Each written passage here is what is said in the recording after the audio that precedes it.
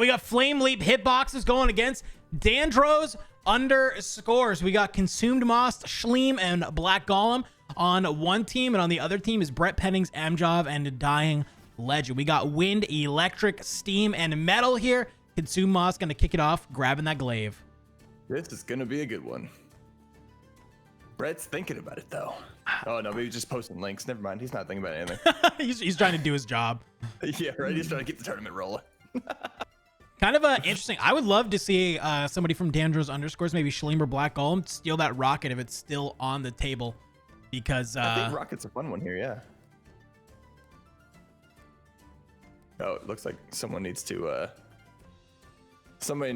reset their game, so Brett's probably asking them to take their time on the picking. That's all right. So we're gonna sit here and watch them pick slowly, but interesting that nobody wants the rocket, right? Yeah, I mean, I feel like in these 3v3s, it's really good because the rocket can combo off of other people. Actually, I think it was Dying Legend. Yeah, right at the end As there. I say, yeah, it gets picked at the very end there. Yeah, that's kind of the one of the cool things about Glaive and Rocket in these team modes. They're really, really nice because you can even bounce them off your teammates to get a little bit more range off of them. And I definitely enjoy both of those and think comparatively, I mean, Gustin and Spark are super good. Don't get me wrong. I just think that in these modes, I think last tournament we saw a number of times where even just Glaive, you know, kind of came up huge. So I think you're right. There isn't a bad spell among these primaries, in my opinion, especially with the things. One of the things that Rocket and Glaive can also do now that Steam is in here is to combo off of your own decoys that you will get a chance to pick here in a couple rounds. That's where stuff gets a little bit wild. That's where it gets janky. We see the movement abilities, double steel trap getting picked up, a North Pole, a somersault. Brett's going to opt for that hot swap, leaving Consumed Moss with the hot swap. And here we go. It's game one. We're heading into Ruins. Let's do this. Let's get this rolling. Just to remind everybody, we do have Mercy Rule turned off, so all of these games will go the full 9 rounds. Once we get into the bracket, though, Mercy Rule comes back on. That is a good point. Looks like Brett's having technical difficulties over there, just standing there while Moss throws a glaive at him. Like, nope, we're gonna take advantage of it while we can. Consume Moss. Oh, Black Golem! Black Golem getting bullied. He's way out there. Has to use the steel trap to come back on him, but isn't able to do it. Slides off the rock. Oh no! This is. Oh man. This is not looking good. This is going poorly for Schleem and Moss. Dude, that spark just straight up deleted him. Deleted. Dying Legend with the rocket. That's coming in clutch and quick 3-0. I think if I tracked it correctly, they just split the kills. So I mean, that's good for your score, bad for your draft pick. True. I mean, it is only melee though, and all of these are really good, right? Push, static, compound. Well, I can't say that. I think compound is a little I don't know, a little lackluster. Compound is probably the weakest of the 3 in terms of most commonly useful, but the fully charged compound is super useful when you get it there. So True. It's a little harder to use, but it's fun when you get it up there. That's true. I mean, right here, I'm looking at Tetherball and Push are kind of, I think, my high tier picks. Static is good. I just think there are a lot more uses for. I mean, Push is just, you know, it's just the gatekeep spell, you know, to be able to use so fast. Tetherball. You could just combo so many things, right? One of the biggest things about MageQuit, it's all about prediction. So if you are able to tether someone in place, it's really easy to predict where they are. Yeah, how far away they're gonna be. Yeah. Let's go to Coffin though. This is an interesting map. You got this wind wall in the middle. It will start pushing to either side, but it will kind of push you back as you go to the other side, as you're seeing lots happening right now. Schleem tries to be able to go in. Dandro's underscores right now are doing a good job of getting the damage in. Yeah. One of the things that's really good, Glaive is really good on this particular map because if you hit one of their other teammates, you're gonna hit the other one almost guaranteed. Mm-hmm. And Amjov. That being said, they have reversed the damage flow now, and it looks like both teams. Oh, Amjov first one down. I mean, if Schleem can just kind of stay alive and Black Golem and Consume Moss back up, not going to be too big of a deal, but we do see that rocket does land. Schleem trying to do their best. The long push. He's got the gust. He's got the long range. If he starts taking shots at Dying Legend, which I take that back, but they just killed each other. But I mean, he could have probably blocked his way through that. Probably Legend and Golem trading kills there, though. Now Schleem versus Brett with a Schleem with a hell of a health advantage here.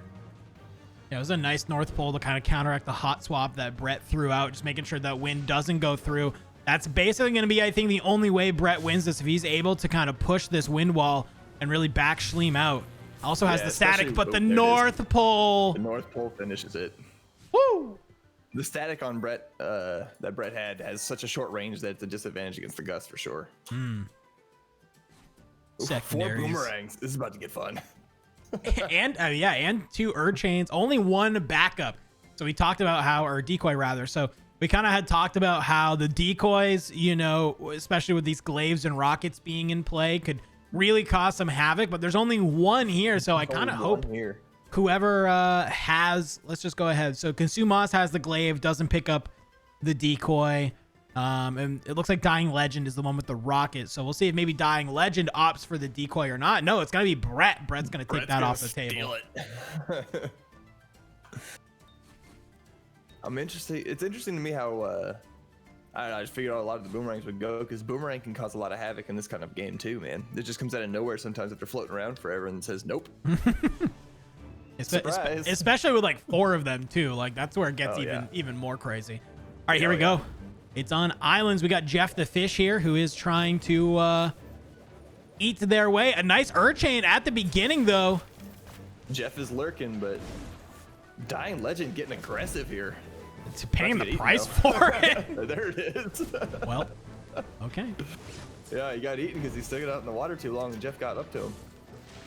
Consume Moss could be trying to take out Brett Pennings with Black Golem over here. There's that Urchain. Meanwhile, Schleem and Mjov, they're trying to go after it. That left island's going to go down, though. At Kasumas, Schleem, and Mjov got to make it back to land, but Schleem is just getting straight up bullied. There it is. No way. Kasumas gets eaten. Mjov versus Black Golem and part of Schleem. Doesn't have a lot left in him, though. And Schleem just puts Black Golem in the water, though. Oh, no. And the somersault from Mjov is going to bring it down. There's the gust. Putting Black Golem out there. The Urchain is here with the steel trap. Black Golem with a nice little combo. Urchain into the trap. Great job catching Mjov there, and he had no health left to deal with that. That was pretty slick. I'm not gonna lie. That was a nice one, yeah. That's like one of those combos that just like, you know, sometimes in MageQuit you can pull off combos and you weren't really trying to do a combo, but it looks nice. That was one that was like so clean. I'm like, I can tell that was a little premeditated, right? Yeah, he was ready for it. Man's about to be charged with murder. That's how premeditated it was. Sorry, Golem, you gotta leave the tournament now. Police are here. The police are here. All right, defensive abilities. Going to see a chainmail get picked up from Consume Moss and Brett and Schleem. And if Mjov doesn't, I'll be surprised, or at least one of the next 2. Someone wants that chainmail. It's just so good, right? Just to give you the shields and then absorbing that first kind of instance of damage, I feel like is just so useful. Yeah, and it gives you a 5-second invulnerability against them too. It's much better when there's a dot on the field, but it's still good as it is. All right, here we go. The classic. One of my favorite things to do with it is on Volcano, where you activate it and pull them into the volcano. Woohoo! That's just evil. That's what that is. It's funny. It's funny, especially when it's like Brett. All right, Schleem. Consume Moss getting that Urchain over there onto the other team. And Black Golem has the discharge out, already taking about half health. And you can see the carousel happening in the middle. The space program there. Yeah. The space program. Dying Legend low on health, Black Golem low on health. Who can get the other kill first? That's the real question. Brett looks like maybe going AFK to help out for a little bit. AFK this game. I mean, AFK, but he's still getting the kills. And here we go, Urchain again. Oh man, it just flings everybody everywhere. Dying Legend down to a pixel. Oh man. Can he avoid the boomerangs? No, the hot swap from Consume Moss gets it. A nice play there. The steel trap. Yeah, Golem tried to trap, but he got himself gusted in the process. Oh, and that Urchain actually connecting Mjov and Brett was pretty huge. Yeah, there's probably have killed them both. But that one that goes on to Consume Moss, though, look at this. Mjov coming over. Oh, good trade kills. Wow. And Schleem finishes Brett off. Oh man.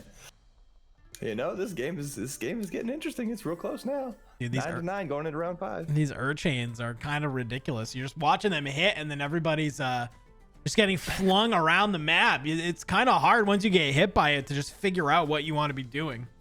Yeah, you're just kind of hoping that you drop the trap and land it on somebody, or you don't get hit in the process, or it's the MageQuit space program's a little bit tough to get into.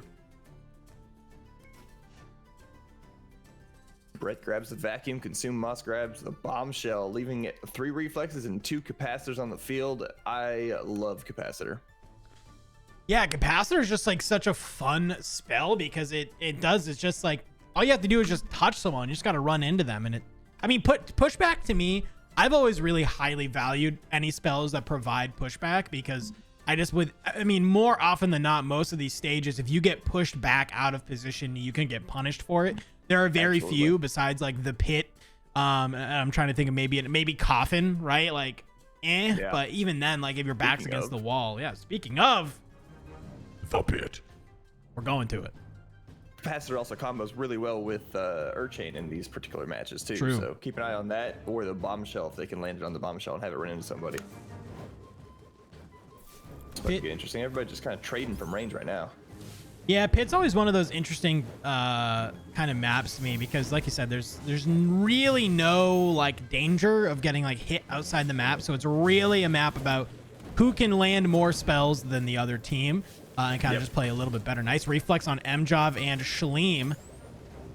Looks like we're going with a 2v2 and a 1v1 there because Dying Legend and Black Golem kind of paired off in the bottom, but then positioning got all thrown off by the orbiting, by the steel traps, by everything. Shaleem is just getting beaten up while we're doing this. Yeah, has to back away and just play the right side of this map. Black Golem, though, is going to land the steel trap onto Brett, kind of put him right in front of Consume Moss, but Consume Moss is focusing on Mjov right now, but Mjov's reflex from downtown is what's going to finish off Shaleem. Consume Moss now is in a little bit of trouble. Has that chainmail on Dying Legend. It's Prey surrounded though, and Black Golem's getting beat up by Brett. There he goes. Doomerang on Brett, or Doomerang on Black Golem.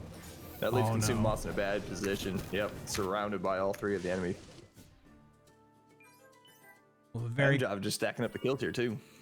Yeah, 7 kills right now so far for Mjov, up to 12-9. This is still pretty close though. We could see a 3-0 in round 6, especially once we see some of these ultimates start coming out. We got Jetstream, Chain Lightning, Sunder, and a double strike. I'm excited to see this Chain Lightning come out.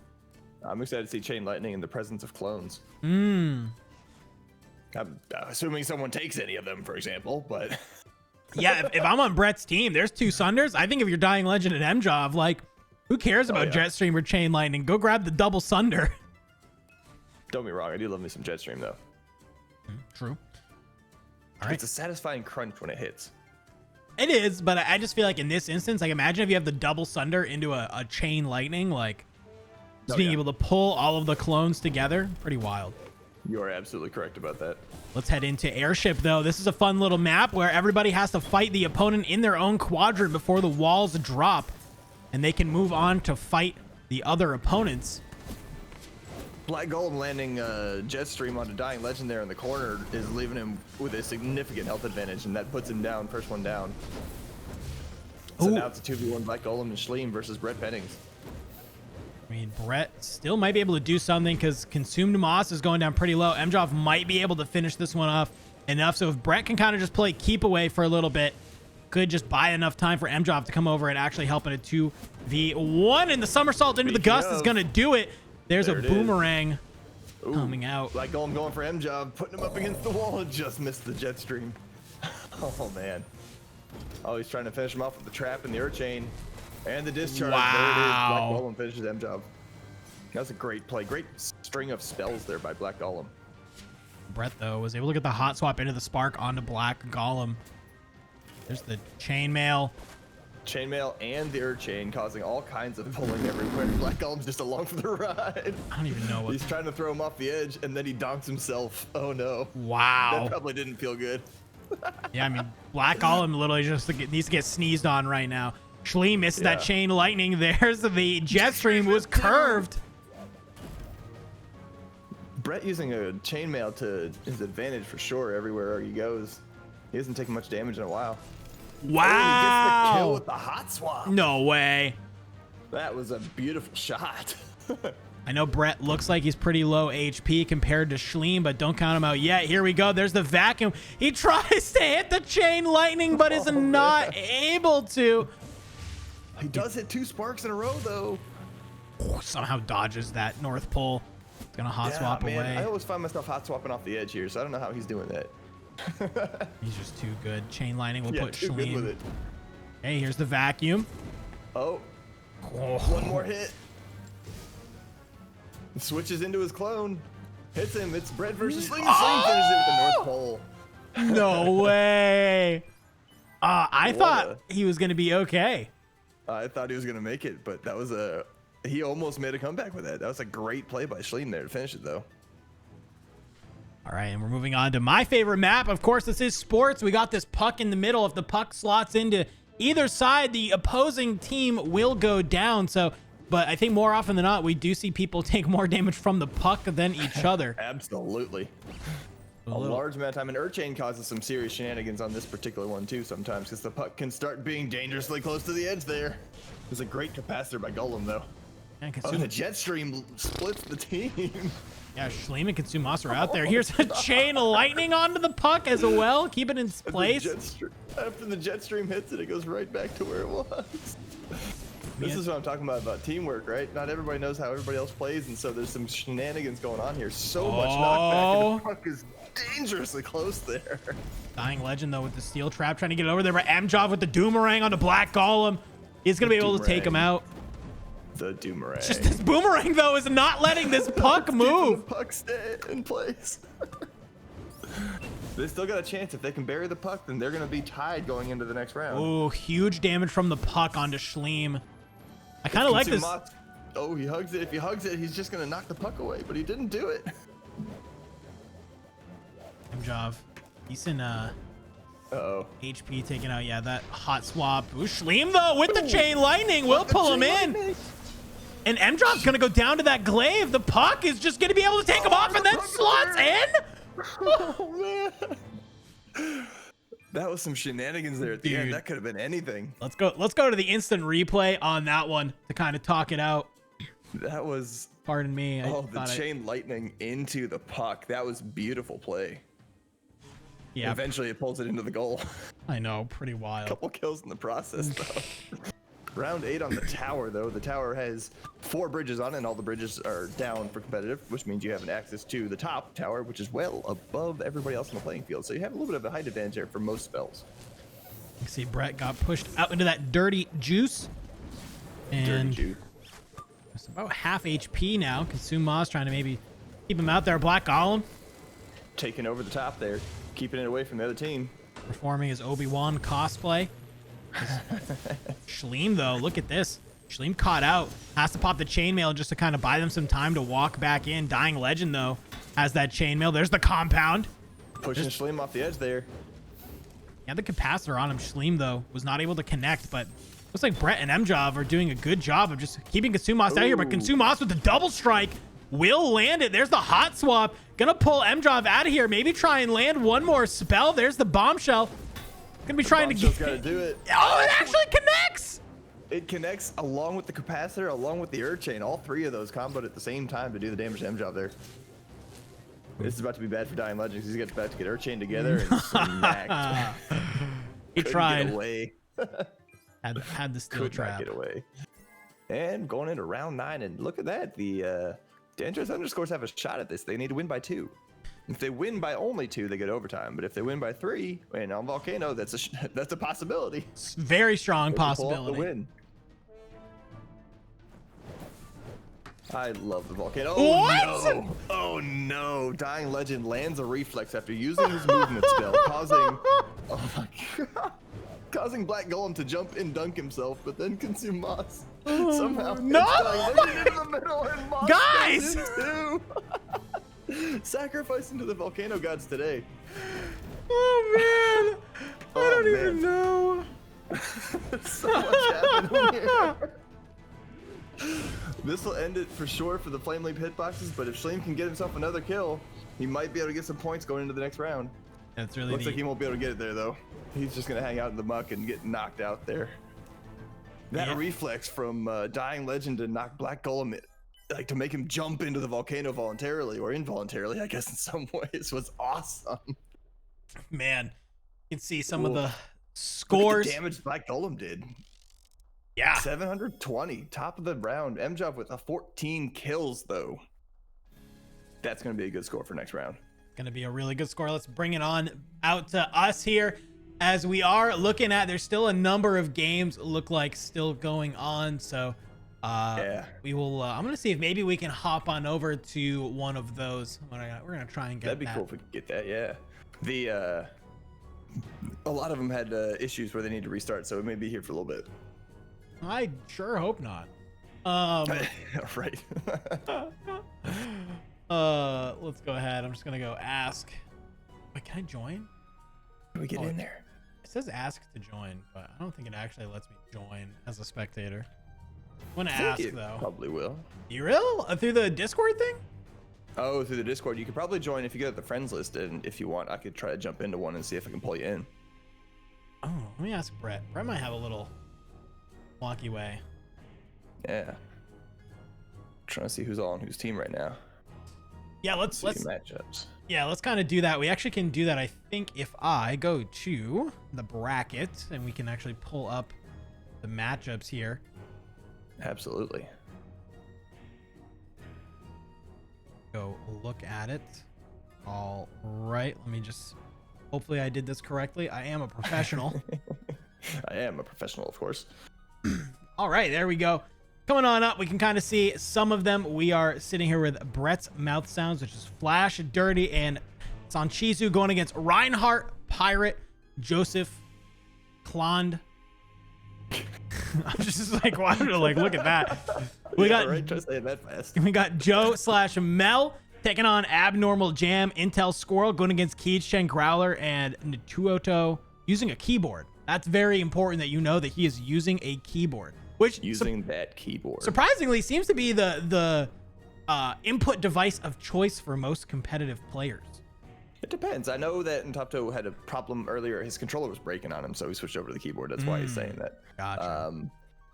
Poor guy.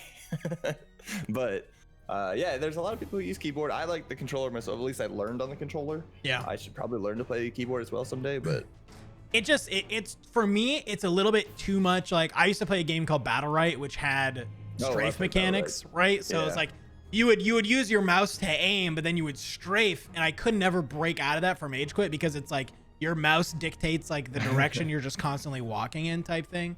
So yeah, it was just easier for me to play on controller because I learned on controller. It just feels like a controller game to me. We had a whole debate one night around that of like, should MageQuit allow for like strafe things? We said no because it would make like it would be a detriment to controller players. Yeah Pretty big advantage. I'm with you. It's I played Battle Red for a while too, and that's actually ended up how I found MageQuit. But yeah, and there's some people who can make the WASD control scheme work, right? It just there's a lot of extra buttons in the same area, and they're all on the left hand. So I think it's probably a worthy trade-off, right?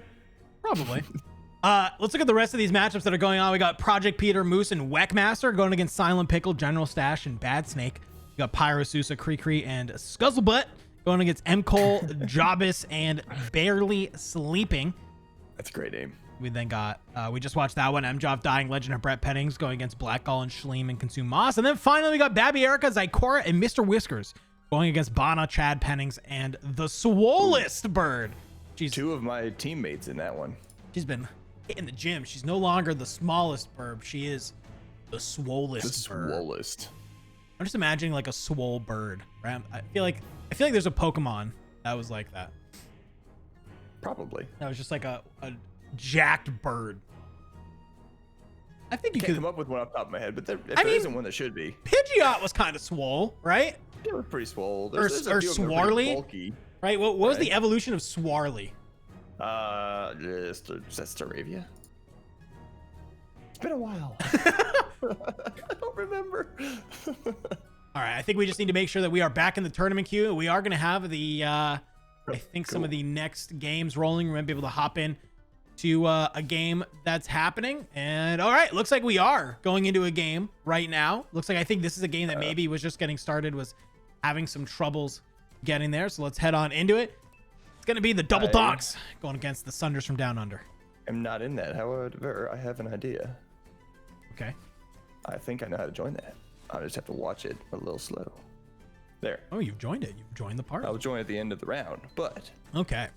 Well, I am technically there. We'll make sure we get you in here. Delayed. It's just the first. It's literally the very first round. Nothing big.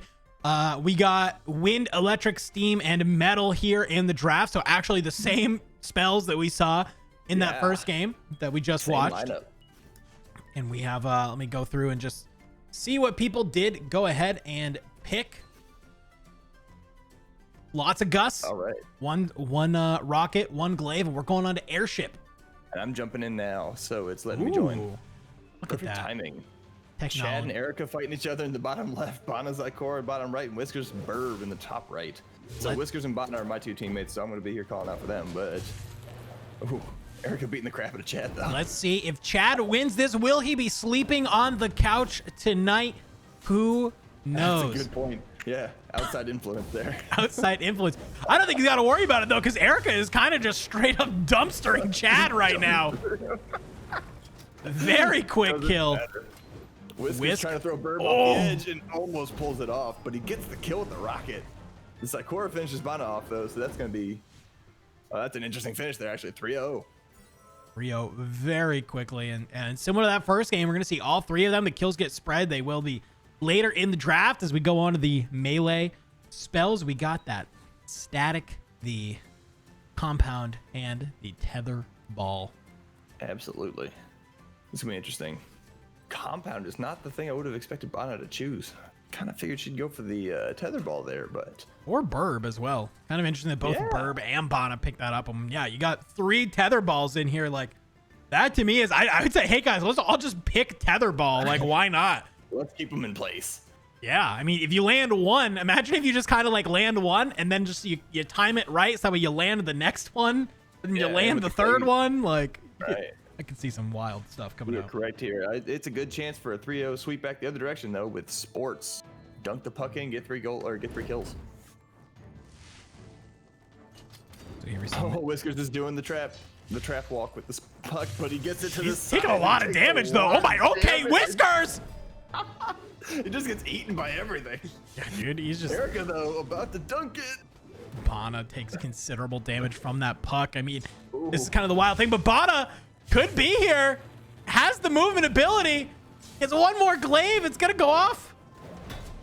Oh, there's a good compound, but oh my god. Whiskers, your sacrifice was not in vain, buddy.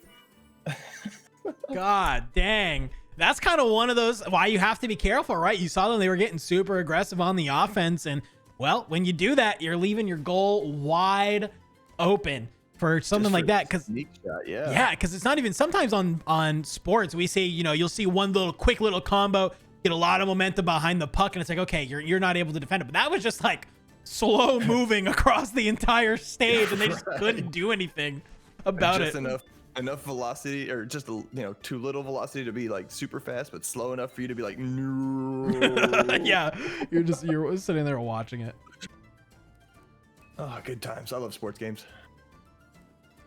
There's some crazy ones that can happen.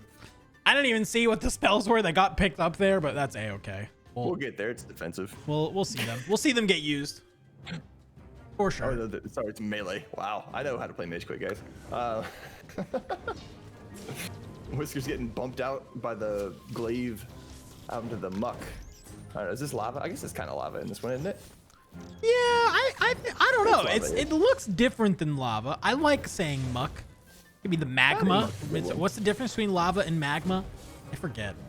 Not much. So one is outside. One is not outside. I remember that much. Good point. Yeah. And looks like Ikora is going to help trade with Whiskers for the kills for each team. I didn't see who got them. I just saw who died. We're going into a 2v2 now. Spell's just a little bit off the mark. Ooh, quick work. Looks like, Erica, Bana and the Burb, Bana and the Swollest Burb have the health advantage here, but Erica and Zykora got enough damage on their spells they could swing it back if they start landing a couple of them. They could. Erica tries to land that somersault onto Bana. Not going to be able to. A quick gust from Burb will connect, as well as the boomerang onto Zykora. Ooh, nice job by Bana there with the clone. Swap over. Zykora's looking low, and Burb is just trying to bully him off the edge there, while Bana keeps Erica distracted.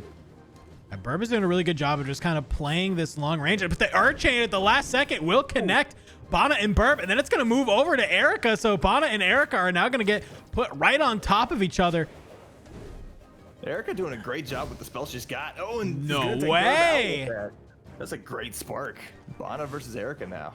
This is a good combo. Just kind of realized that they were on top and could land the somersault, could land the spark, and then feel good about it. But Bana's going to use their own somersault to get out of the way.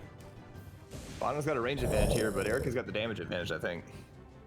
Yeah, absolutely. It's a matter of who can make it work for him. That glaive, though. Oh, no. That's a great bug. And there it is. The bug will end it. Erica getting the last couple kills there. 2-on-1. Look at Erica. I think her back's starting to hurt. Hopefully, yeah. Hopefully hit the back day this week. Lifting a bit, yeah. Got prepared for it. Come on, Whiskers. Yeah, I can help your team out, buddy. Interesting thing, Chad Pennings with the 0 kills so far after 3 rounds. Something we did not expect to see. Chad, you're better than this? We thought, at least. We thought. I thought you were better than this? I expect some crazy combos, dang it. Are you throwing? Is Chad throwing? Is that what it is? Is he in the same room as Erica? And he's just like, I'm going to throw. I'm going to feed you all of the damage so you get a really good score. Chad would do that. That'd be something Chad would do. In that voice too, right? Yep, in that voice. 100%. All right, on to the classic. After everybody grabbed their utility spells. Oh no, sorry, defensive spells. Man, I'm all mixed up on what round I am. A-okay. That bug is going to do some damage, although that allows Burb to put on the chainmail, which holds Erica in place and gives Burb no damage. That's a great bug counter, actually, to have the chainmail. Yeah. Whisker's getting aggressive, going in between all 3 of the enemy team just to get beat up a few times by all the spells. Now Whiskers is taking considerable damage right now and is just trying to stay here, but his distraction's letting Erica come in and do some damage too, so he does a good job with that. Ooh, the compound though, Burb. Burb is down to about a hit left. She takes one more, she's probably done. Whiskers is in the same kind of boat, and there it is. Bana gets in with the decoy, but Zykora and Erica versus very little of Burb left. Bana punches herself out of the lava and takes a lot of damage in the process too. It's gonna be tough to win. Oh, Erica misses the melee, but it's only the glaive.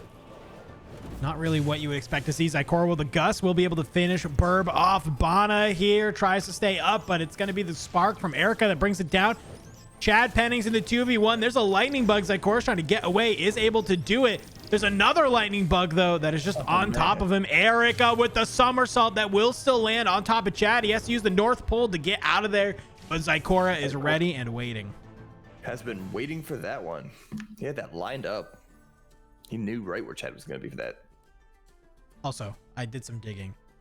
Lava is when it's outside of the volcano. Magma is inside of it. Okay. So like on volcano, I think we could probably safely say it's magma, like on the inside and maybe surrounding it, but maybe on other maps it's lava because it's just chilling. That's a good distinction too, because now we can pay attention to the differences and now I can say you know what map liquid hot magma. Magma. Magma. All right, well, let's talk about this because we haven't talked about the spells getting picked at all.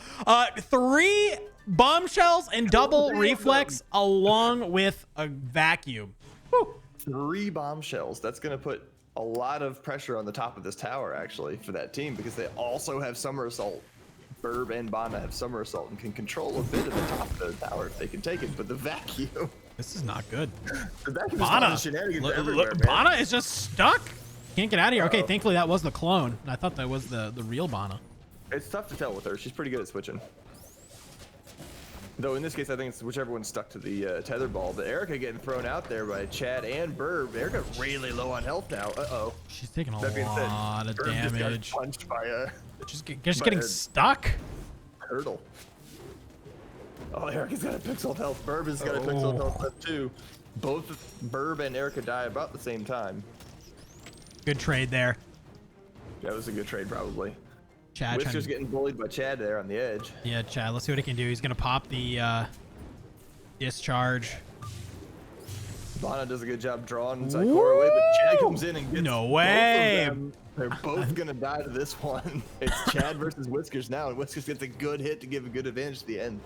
I actually thought they might have had a really strong point till, you know, Chad just sent his teammate out into the dirty juice. Surprise. To die. Chad has a sliver of HP. Whiskers just has to land kind of one thing. There you see the discharge just get pulled up. Nice with... Oh, he missed the melee though. Oh no, and here's the lightning bug. Gonna throw out the bombshell. Oh, he steals the bug to kill Chad with his own bug. No way. No, that was a great play. That was a little spicy. That was pretty sweet. I like that because the steal right before the explosion meant Chad was in the line of fire. Double Donk's just taking it to the Sunders from down under right now. 3 double strikes on Oof. the table here. I wonder if we will see them.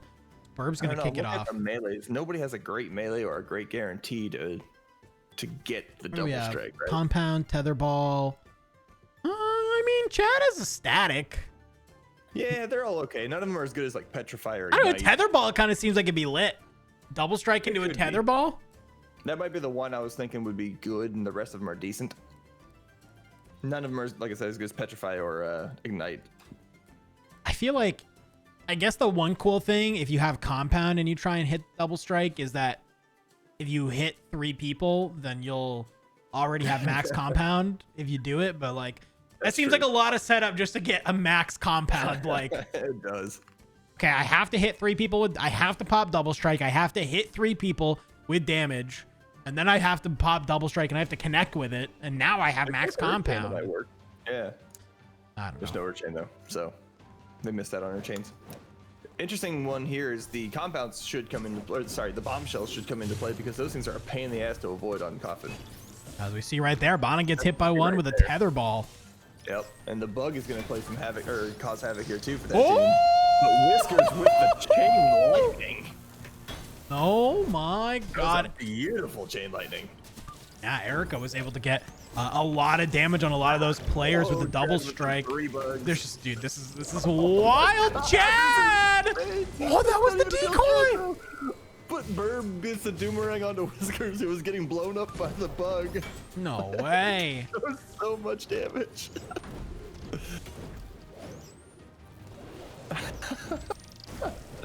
Oh man.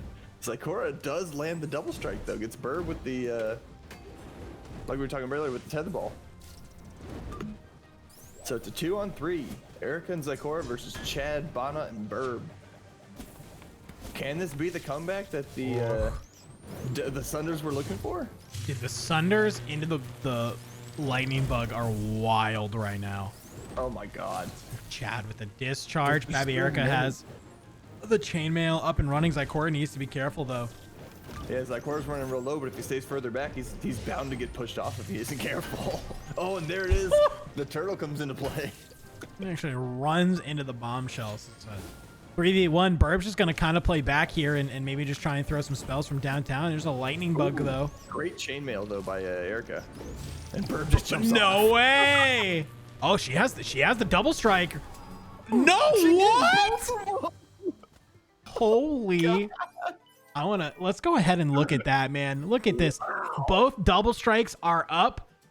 With a sliver of health is able to just go in and delete both of them. That was insane. That was great. All right, he's a vacuum out on Jeff, which is dangerous for Whiskers, who's stuck in the vacuum with Jeff.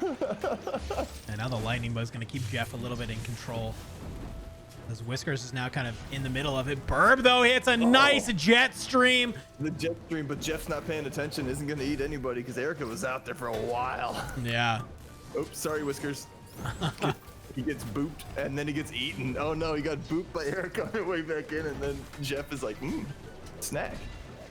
Of all of the mage school dropouts, Mr. Whiskers is by far the one who gets eaten the most, mostly because of his teammates. So. Oh my god, dude, how many clones does Bana have right now? Oh my gosh. I believe that combo is called too many Banas. Too many Banas. Well, there's going to be at least one compound that's going to let that happen. Erica, though. Oh! Burb.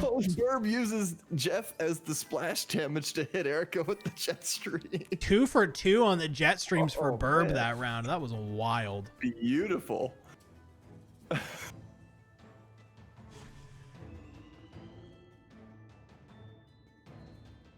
Jeff just wanted a hug, and unfortunately, you know.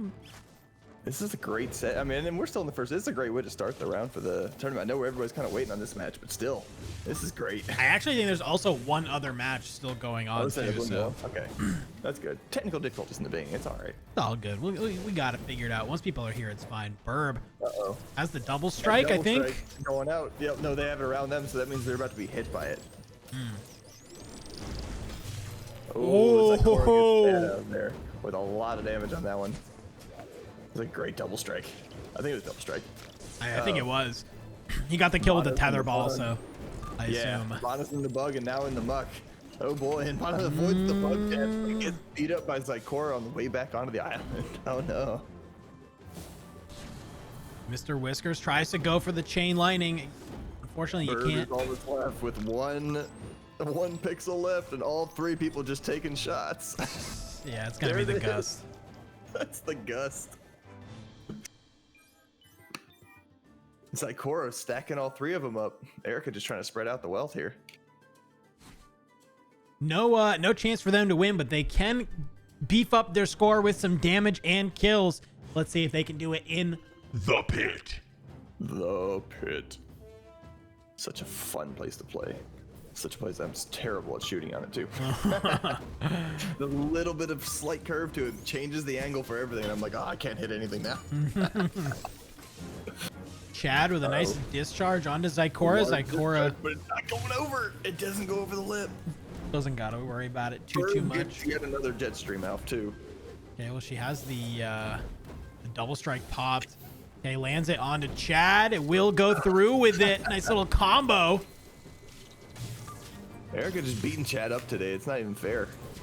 Yeah, wants to make sure that Chad does not move on in that top 24 at all. She's doing her best to ensure that. Everybody else is chasing Whiskers around the map now too, and they're like, oh, try to kill him.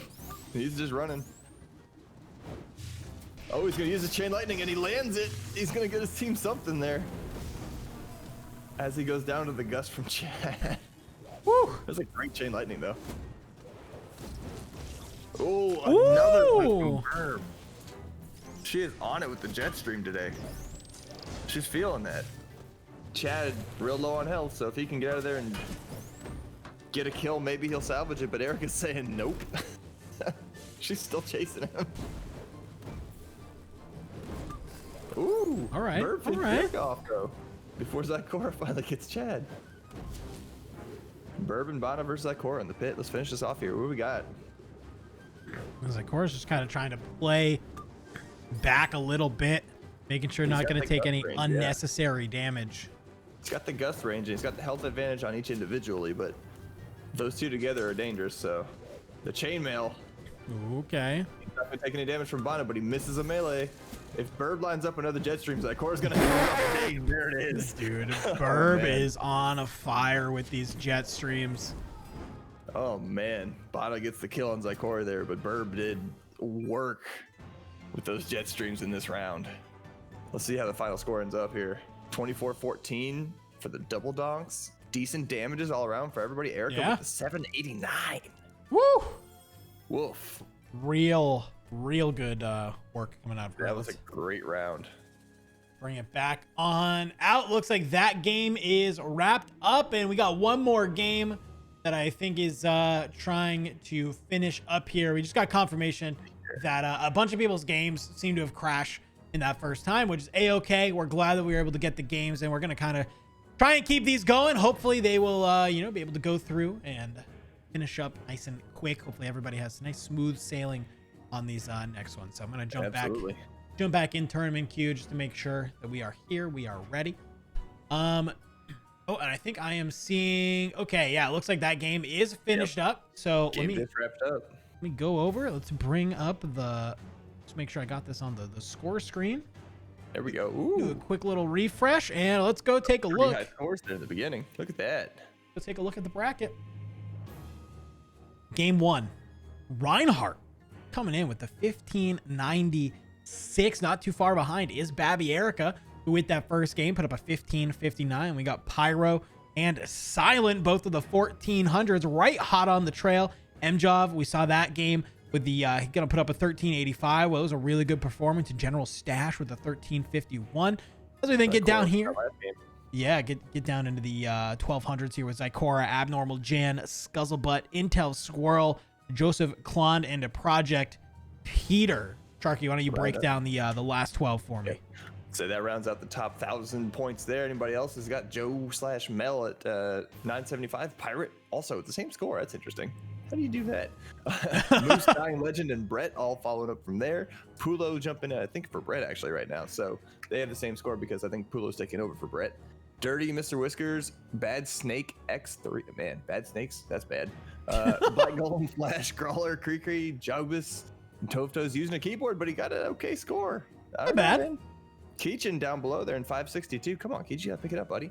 Sanchizu and the Swollest Burb, let me get that correctly. The Swollest Burb are still there, followed by Barely Sleeping, Bana Schleem, Weckmaster, M. Cole, Consumed Moss, and Chad to round up the entirety of the lineup today. So, That's I mean, we can good score from Reinhardt again. Yeah, you can see we're out here with 37, and like we were saying, only the top 24 are going to make it now.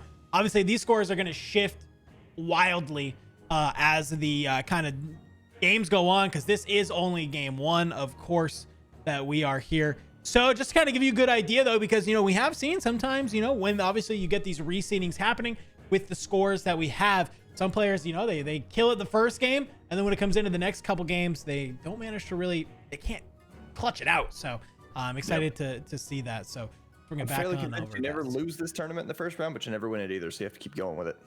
Yeah, exactly, right? Like, and that's why we kind of say, you know, consistency is key when it comes to these first 4 games. You're never going to make it in off just 1 really good game, or even 2, you know, really good games. You need to have 4 pretty good games, you know, to be able to fully make it on.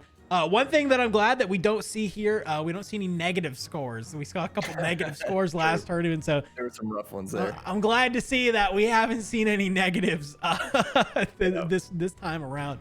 Absolutely. Everybody looks like they're having a pretty good day, so we're getting good, right? Yeah, even the low scores aren't like I've seen. Those are recoverable, man. Yeah, I mean, yeah. I'm let me go take a look at kind of who's there at the bottom. Who's the bottom score there? Oh, that is Chad Pennings. That's Chad. Chad, what are you doing at the bottom, buddy? What are you doing? What are you doing? Want to take a quick minute as we get ready to hop into these next games. Talk about just a couple things we got going here. April 18th, that is the next tournament that we have going on. So if you'd like to join up, you want to get involved, you're watching this, you say, hey, this looks like a lot of fun, I'd like to be able to play. This is just a good old time. So even if you're a new player and you just want to get in and maybe learn from some experienced players, definitely hop on in. You can join the Discord at discord.gg/MageQuit. Type in any chat plus sign up. That'll get you in the tournament. And, you know, next thing you know, and you'll be able to get in there. You can also do it right in game as well. You can see the details for that tournament that are right in there. You can sign up for it. Quick note on that one, actually, while I'm thinking about it, that April 18th is a Sunday. And if those who have been paying attention notice that all of the previous ones have been played on Saturday. So be aware that not only is it a 2 p.m. Eastern start time, it's also on Sunday now for next month. So just to keep that in the back of your brain. And one other thing we did want to talk about is, of course, if you maybe are here, maybe you are a more experienced player and you say, hey, I love playing MageQuit. I'd love to be able to play in something a little bit more competitive, you know, than just kind of playing pubs. Sharky, where can people go? Talk to me about this thing called Indie Gaming League. So the Indie Gaming League is awesome. It is a 6-week regular season followed by a playoff round, allowing you to play off against the best players in MageQuit or against people of your relatively level skill to try to win a tournament and or win the season, win some nice trophies. It's a great competitive scene. It's a great time. The signups are still going on for the spring circuit. Signups end in about a week. So if you're looking to get a competitive team together, it'd be a good time to do that now. Go over to indiegamingleague.com and check it out there. They also have other games, but we really mostly care about MageQuit here. They have Rocket League, they have Killer Queen Black. They have some cool games that are there. So if you have enough time to play multiples, then yeah, do it. But sign up for a MageQuit team. It's both 1v1 and 3v3 format. The 3v3 is my favorite personally, but 1v1s is still a great way to learn. It's a great skill builder. So you get to play one match a week against some of the best people in the game. So even if you're not good now, by the end of your spring circuit or whatever circuit you join, you're gonna be a lot better than when you started. So if you're like Sharky just said, if you're curious, head over to indiegamingleague.com. I'm watching people get split up into their team, so we should be heading into this game 2 here pretty quick. Kind of as we get ready to go into this game 2, Sharky, maybe if you were one of those players who had a rough first game, you know, what are you going to kind of be looking at here as we get ready to go into the second one? We are in game. You might hear that. However, Consume Moss has left the game, so we might have to refigure that one out. They can rejoin, actually. Oh, they can. All right. Well, we're just going to hop back in here then. I don't know how they're going to do that. They may just restart so he can draft, but he can theoretically jump back in. Either way, what I'm looking for, again, look for spells that you're comfortable with, that you can do enough damage and or healing with. Regardless of the kills, just go out there and hit your spells. Just don't think about anything else. Go hit your spells. Right? That's the best way to recover from a rough game. Sometimes you just have them. That is true. Sometimes you just have a rough game. It's a-okay. Hitting your spells, very important. Let's come into this game, though. Hopefully, Consume Moss can join back in. We got Joe, Mel, Dying Legend, Black Golem, Sanchizu, and Pirate here, as we were going to watch the double donks going against Brett's Mouth Sounds. Ooh, they're doing the whole leave and come back thing, so we may be back into the queue here in a second. Love it. Or at least we've lost 2 now. Yeah, at least they're even. Maybe be a little bit of a... Let's wait for word on what the heck is going on here. Okay. Well, we'll figure it out. Hey, Pirate. Yeah, we're going to figure it out. They should be able to join back in, Pirate. Join back in the game. It may screw up the drafting a little bit, but it is only first round, so hopefully it shouldn't be anything too crazy. It just might mean they have to deal with a primary spell that they didn't choose. Like a primary. I guess a primary and a movement would kind of suck to have to kind of figure it out. So true. Looks like we're gonna get the reload on that one. So okay, no problem. It looks like it is gonna get remade. So I'm just gonna hop back in the queue. I'll bring it back out to Sharky and I, and we will go ahead and talk a little bit more. Well, it sucks for them because that was actually a pretty fun looking group of spells there. They were missing Spark, if I remember right, but Gust and Hinder are 2 of my favorite spells now, at least as a primary. Like, they're in the upper tiers. Yeah, I mean, I think Hinder's kind of underrated a little bit, in my opinion. It's kind of like a nice, it's a good snipe kind of spell. I think, is it? No, Rockshot's the longest range one, but I think Hinder's right up there for a second, you know, when it comes to length. And the slow, I just think the slow is what kind of people don't rely on enough, you know? They should, because it has so many uses. You can slow them down for a later hit, or you can slow them down when they're out in the muck and they can't get back on the land fast enough. True. Lots of options here, but it looks like we're back in the game. So a whole different set. Look at that. Ooh, right. We're finally going to get some fire and nature spells. We got the fireballs, we got tonics. Tonic is fun, especially in this one where it does both damage and healing, so it can really rack your score up if you start hitting some things. Yeah, and it looks like Consume Moss is going to be the only one that is able to grab that. So you got 1 Flame Leap, 2 Somersaults, 2 Toe Vines, and 2 Hot Swaps. So lots of strong movement abilities here as well. Pirate going to want to grab that Flame Leap. Black Golem wants the Toe Vine. So does Sanchizu. Consume Moss wants the Somersault, as is Dying Legend. That's going to leave Joe Mel with the Hot Swap, and let's go to the Berg. Can't help but feeling the Hot Swap is just kind of a letdown when the other ones are on the board like that. A little bit. I mean, I think, you know, personal Some people are good preference, with it. but I think, some people are still good with it, but if it was me, I'm like, oh no. Yeah, I mean, I definitely am looking at that, you know, wishing I would have been able to have a somersault or flame leap for sure. Joe gets aggressive and doesn't care. Joe Mel. I don't know which one it is right now. It's Joe or Mel. It's both. Jomel. Joe Mel, yeah. Getting aggressive with the hot swap and just jumping in and throwing spells though. Look at that. While the other teammates are taking out Dying Legends, and Chizu finishes that off. And it looks like Jomel is going to be taking on Pirate over here. Sanchizo wants to come over with that toe vine. That gust kind of threads the needle.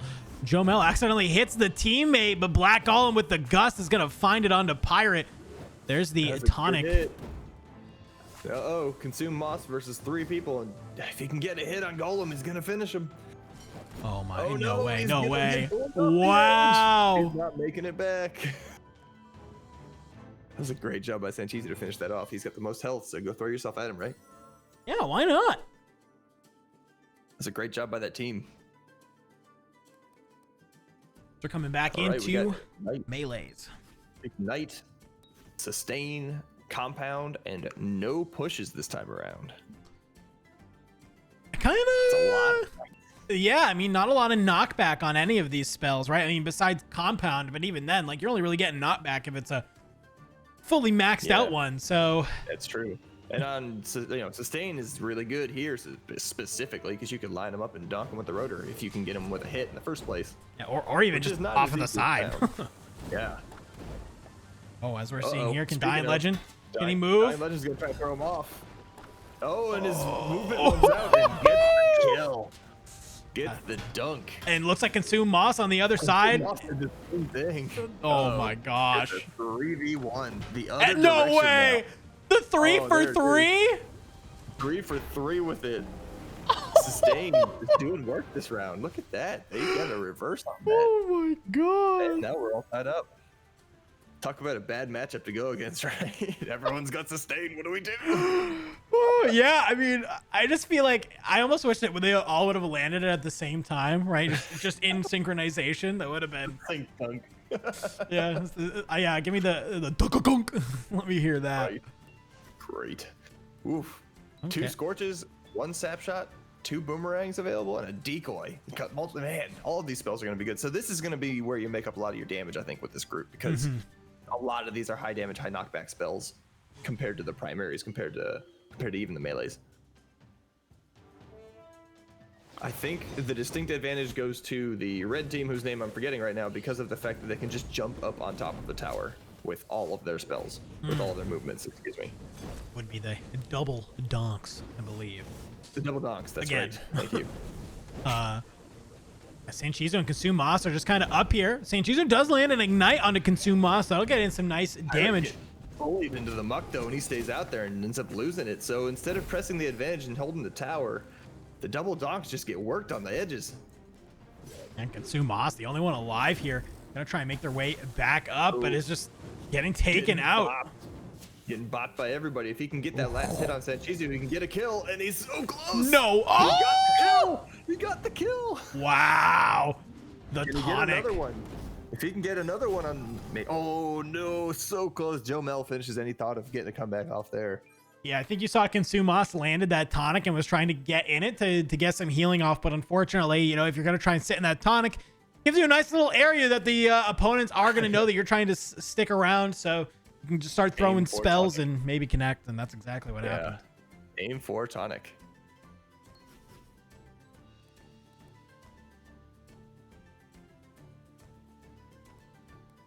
So let's see, we got the backup deflect, Vanguard, another deflect. There's a couple more Vanguards.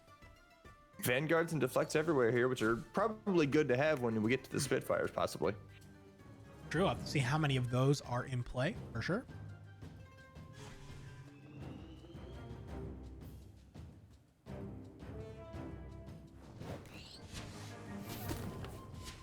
All right, Pirate getting early thrown out into the edge. Oh no, that's fake Pirate. No, we're good. It took me a second to realize that that's not the real one. I was like, he's taking a lot of damage really fast. Like, what is going on here? I had the same thought. Joe Mel, on the other hand, is the one taking a large amount of damage and knockback now out into the muck. Pirate. That's not good for your health. Oh, and the sap shot. Sap shot. Pirate trying to land the curve, Flame Leap, but still gets in a good position. Consumed moss. Moss looking real low. Oh! And Golem follows up with a nice gust on that. That was a nice But little, leaving himself a little bit vulnerable with no health. little wombo Joe Mel combo. gets Goomba stomped. Pirate doing a good job of getting next to Golem, but he hits the deflect with the sap shot and doesn't do anything. Oh no. Oh, the backup from Black Golem. Black Golem's trying to get aggressive right now, but can Dying Legend get Dying Legend over saved his here? partner, but no. Wow. The answer's no. Golem might want to think about backing up, but you know what? Screw that. He's going in. I mean, yeah, I mean, you got two little options here, right? I mean, I kind of like this because he knows that it's kills and damage are kind of what give you points. So might as well, if he can play, kind of smart and get in the kills and damage. But then, like, what's the worst that happens? He, goes down. Senchizu did have a lot of health, but actually it looks like Dying Legend has been able to whittle that down extremely fast. And is now over here and lands the sustain. That was a great double kill by Dying Legend, and I think Senchizu is gonna have trouble getting back in. It takes a little too long. There it is. Oh, wait, just a I good saw my night. Dying Legend. Oh, it almost wow. survives with a pixel. Legend having a great match. Great match, but Brett's Mouse Sounds are up only 1 kill over the double donks. 1 kill after 4 rounds. 4 flame leashes on the veil. Oh my god. 4 flame leashes combined with a vacuum and a chameleon. My goodness, this is about to get shenanigans, man. Yeah, absolute It's shenanigans. hilarious when 2 people like flame leash either each other or 2 targets, and they just start spinning around each other, and nobody knows how it's gonna end. Let's see how those flame leashes come into play on the pitch. Black Golem getting aggressive, going after Pirate early, trying to basically everybody's kind of pairing off in a bunch of 1v1s. Okay, Tovine. Dying Legend, though, kind of takes a lot of damage, just kind of chilling over here. Oh my gosh. Golem is just aggressively hitting him. A Black Golem is just kind of just staying on top of him, getting kill after kill. Thankfully, Consume Moss is able to land that one little Spitfire to make sure that Golem gets pushed in. The vacuum. Chizu, on the other hand, taking the same kind of damage that Dying Legend was a second ago. Oh, Joe Mel wants to come in here. Ooh! There it is. Golem with the finisher right there, and Senchizu with a pixel of health. Pirate missing barely. Can Consume Moss and Pirate work together to get this killed together? Or will they just get overwhelmed by how many shots are being thrown at them? Oh my god. I don't know. Kind of looks like maybe Golem's trying to go in on top of and Pirate. Tonic landed. That's a possibility. Yeah. Joe Mel's about dead too. There it is. Pirate finishes it. If Moss can get this kill here and make it a 2v1 against Golem, wow, he got a good shot to win it. Uh-oh. Pirate hit his teammate there. Consume Moss is not in a good spot. Has that deflect, but unfortunately, I don't think deflect will block that Tovine as anything else. But there's the decoy into the flame leash onto Pirate. 1v1 now between Black Golem and Pirate. Golem's really good on the pit here too. He's very patient usually. And when he isn't patient, he ends up hitting spells. I mean, there's the ignite that's gonna do a lot of damage if he's got the time. He's kind of getting put back in here It's though. a pit fight. Lands Oh, another double one, right. and he actually compounds up no. out of it. Oh and he no! lands a tap shot. Gets next to him and blows it up. He switches and oh my god, Dude. That was a great play by Pirate. Let's take a quick look at that. You see the sap shot lands onto Black Golem, and he goes over. He uses the Tovine, but Pirate with the decoy is able just to get the swap and take him down. Insane. That was a great swap from switching, both turning on the defense to appear next to Golem, and then switching so that that ends up being the decoy, which causes it to die, which caused the explosion. That was a crazy series of events, not gonna lie. Insane. I hope it was intentional. All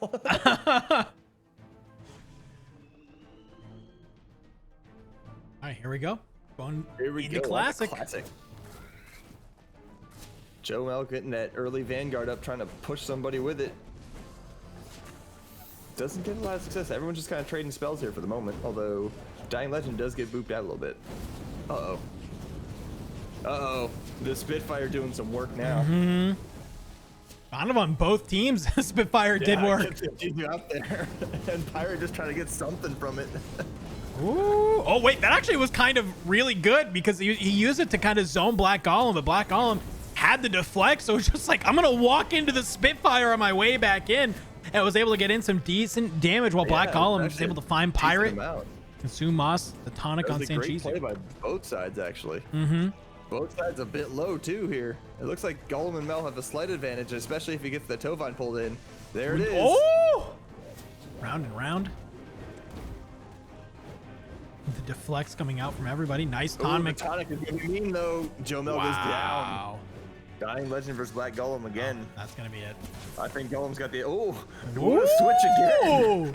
But Golem gets to finish it this time. That was actually really nice, man. I know. There's some good back and forth with these two teams. This is a 1-kill game as we get ready to head into round 7 on Volcano. The Volcano. Last time we were on this map, everybody just kind of seemed to sprint into the middle magma. If you do that, by the way, it's bad for your health. I wouldn't advise it. I agree. Double Vanguard going up, though, and it doesn't hit anybody, but it does force them to move wide. Sanchizu with the Flame Leash, which causes Pirate's Flame Leash to miss, and he goes flying out into the lava there. Black Golem is out there, which I think this is the real one out there. No, it's not. I think it's not, because it was a Sunder, and so he was casting spells. Okay. I had the same thought for a second, then I'm like, oh, wait, the other two cast the spell. Ooh, wait, here's a vacuum, though. A lot of people are caught in this. Where are these Spitfires? That's what I've been waiting to see. Right. Need that Spitfire, especially on this map. We can just curl it right around the volcano. Joe Mel getting pushed out there. Sanchizu getting pushed out there. Pirate real low gets smacked. A deflected Flame Leash throws consumed moss out into the muck here into the lava. Black Golem Edge Garden.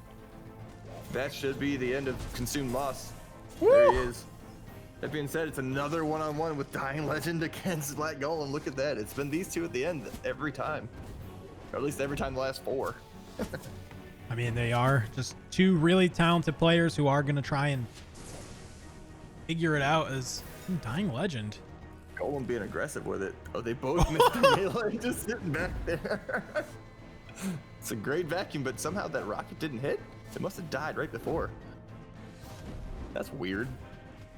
Oh, they're gonna get the dunk. Golem is set up in the sustain. Can he come back out of it? The Tovine is there. Oh, he tries to land the jet stream. Dying Legend's still able to keep Black Golem off the edge there, and the lava will get him. But that was a heck of a jet stream. I thought he was gonna hit that. I did too. I thought he was lined up for it. It looked like it was. 15's tied going into sports on round 8. This has been a great matchup. Yeah, I mean, this is a chance though. One of these teams could get a nice quick 3-0 and put the pressure on. Real chance of doing a real chance of getting through to the next round, or not through. Oh, but no! Black Golem, he's in position. I think it's fake Black Golem. Yeah, even then, so he could have done something. That Spitfire's just a little bit short. The opposite direction now in terms of dangerous. Someone's got to get that puck out of there, man. It's going crazy today. Sanchizu taking a bunch of damage from Sapshot and Scorched. The vacuum almost pulls it in. For Pirate, almost does it. Sanchizu Flame Leashes the puck. By the way, Flame Leashing the puck is never good for your health. It always comes back and hits you. Oh no. Joe Mel out there. Sanchizu has almost no health left. At this point, if I'm... Yeah, I'd start trying to kill the other team. Be like, you know what? We got the health advantage. Let's take advantage of it. Make them come to us. One of the biggest kind of mistakes you can make on sports is just playing on top of the puck, because if that puck gains any velocity or damage, it can just straight up 100-0 you out of nowhere. Pirate just takes 3 Tovines and an Ignite, though, from Black Golem's Sunder. That was beautiful. Joe Mel finally goes down, and oh my gosh! Not gets himself killed with that Flame Leash like we were talking about a minute ago. Dying Legend versus Black Golem. Tell me if you've seen this one before. Once or twice. I think Black Golem's got the better set, but we'll see. The jet stream could come in handy for Legend, and this might be where it is. Jeez. Uh-oh. That was a good spot. Good hit by Golem there, but does not bounce where I thought it would. He hit the Sunder. to come He over, hit the but thunder. And then he tried to hit it with a, I think it was a triple flame leash, but Legend did a good job getting a clone in there to get in the way. Ooh, nice hit with the rocket. He's got the advantage there. If he could just take a shot at Black Golem to try to, no! Now he's behind him. There. No! Oh, it's gonna be dead. Just a little dead. Oh, he could just get the kill right here too. There it is. The vacuum pulled the puck in. Both these players, Golem and Legend, having a great match. Look at Golem's kill count. But the double donks take the lead going into round 9. Still an extremely close game for either team. I mean, anybody who's in here is definitely racking up the points. That's kind of what you like to see. You like to see close games because it usually means a decent amount of kills and damage being thrown about. Final match here. Final map. We're going to be going into Coffin. Plenty of opportunity to rack up the points here. As Black Golem. In this case, the win is still available, which is 500 points for anybody who gets it. Ooh, that is true. I forgot about the win bonus. Pirate taking a... Oh, wait, yeah, I think this real pirate. The real pirate's taking a lot of damage in that process, but Dying Legend lands the jet stream to spread the team out. Oh, man. That Spitfire's rough, too. Yeah, I almost feel like, you know, it was great that he landed the jet stream, but it almost kind of was a little bit awful because it put him enough away from that Spitfire. Joe Mel is very low health. Actually, everybody on this opposite team is extremely low health. Yeah. Wow. They might be able to pull this win off. There it is. If they can get some damage, get Black Golem off the field. And Senji's, they're both down low. Oh, man. The double donks might pull the win off here. Literally one shot for either. Black Golem does land the Sunder, but it's going to be Dying Legend with the double kill. Flash damage from one hit. Hey, that was great. Look at that. That's a great round for everybody here. 666, 634. Those are good damage scores. Black Golem doing 914. Woo! That's still a good score, even if he didn't pull off the win there. Dying Legend with the 666, summoning Satan in this game.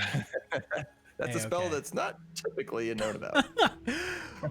All right, well, we are now halfway through this first 4-round set. We're going to be getting ready to go into that third game. Sharky and I, we're going to take a quick break, and when we come back, we're going to be hopping into that game 3, so stick around. We got plenty more MageQuit coming your way. We're almost going to see who's going to be your top 24 making it on into that bracket. We'll see you back here in a little bit.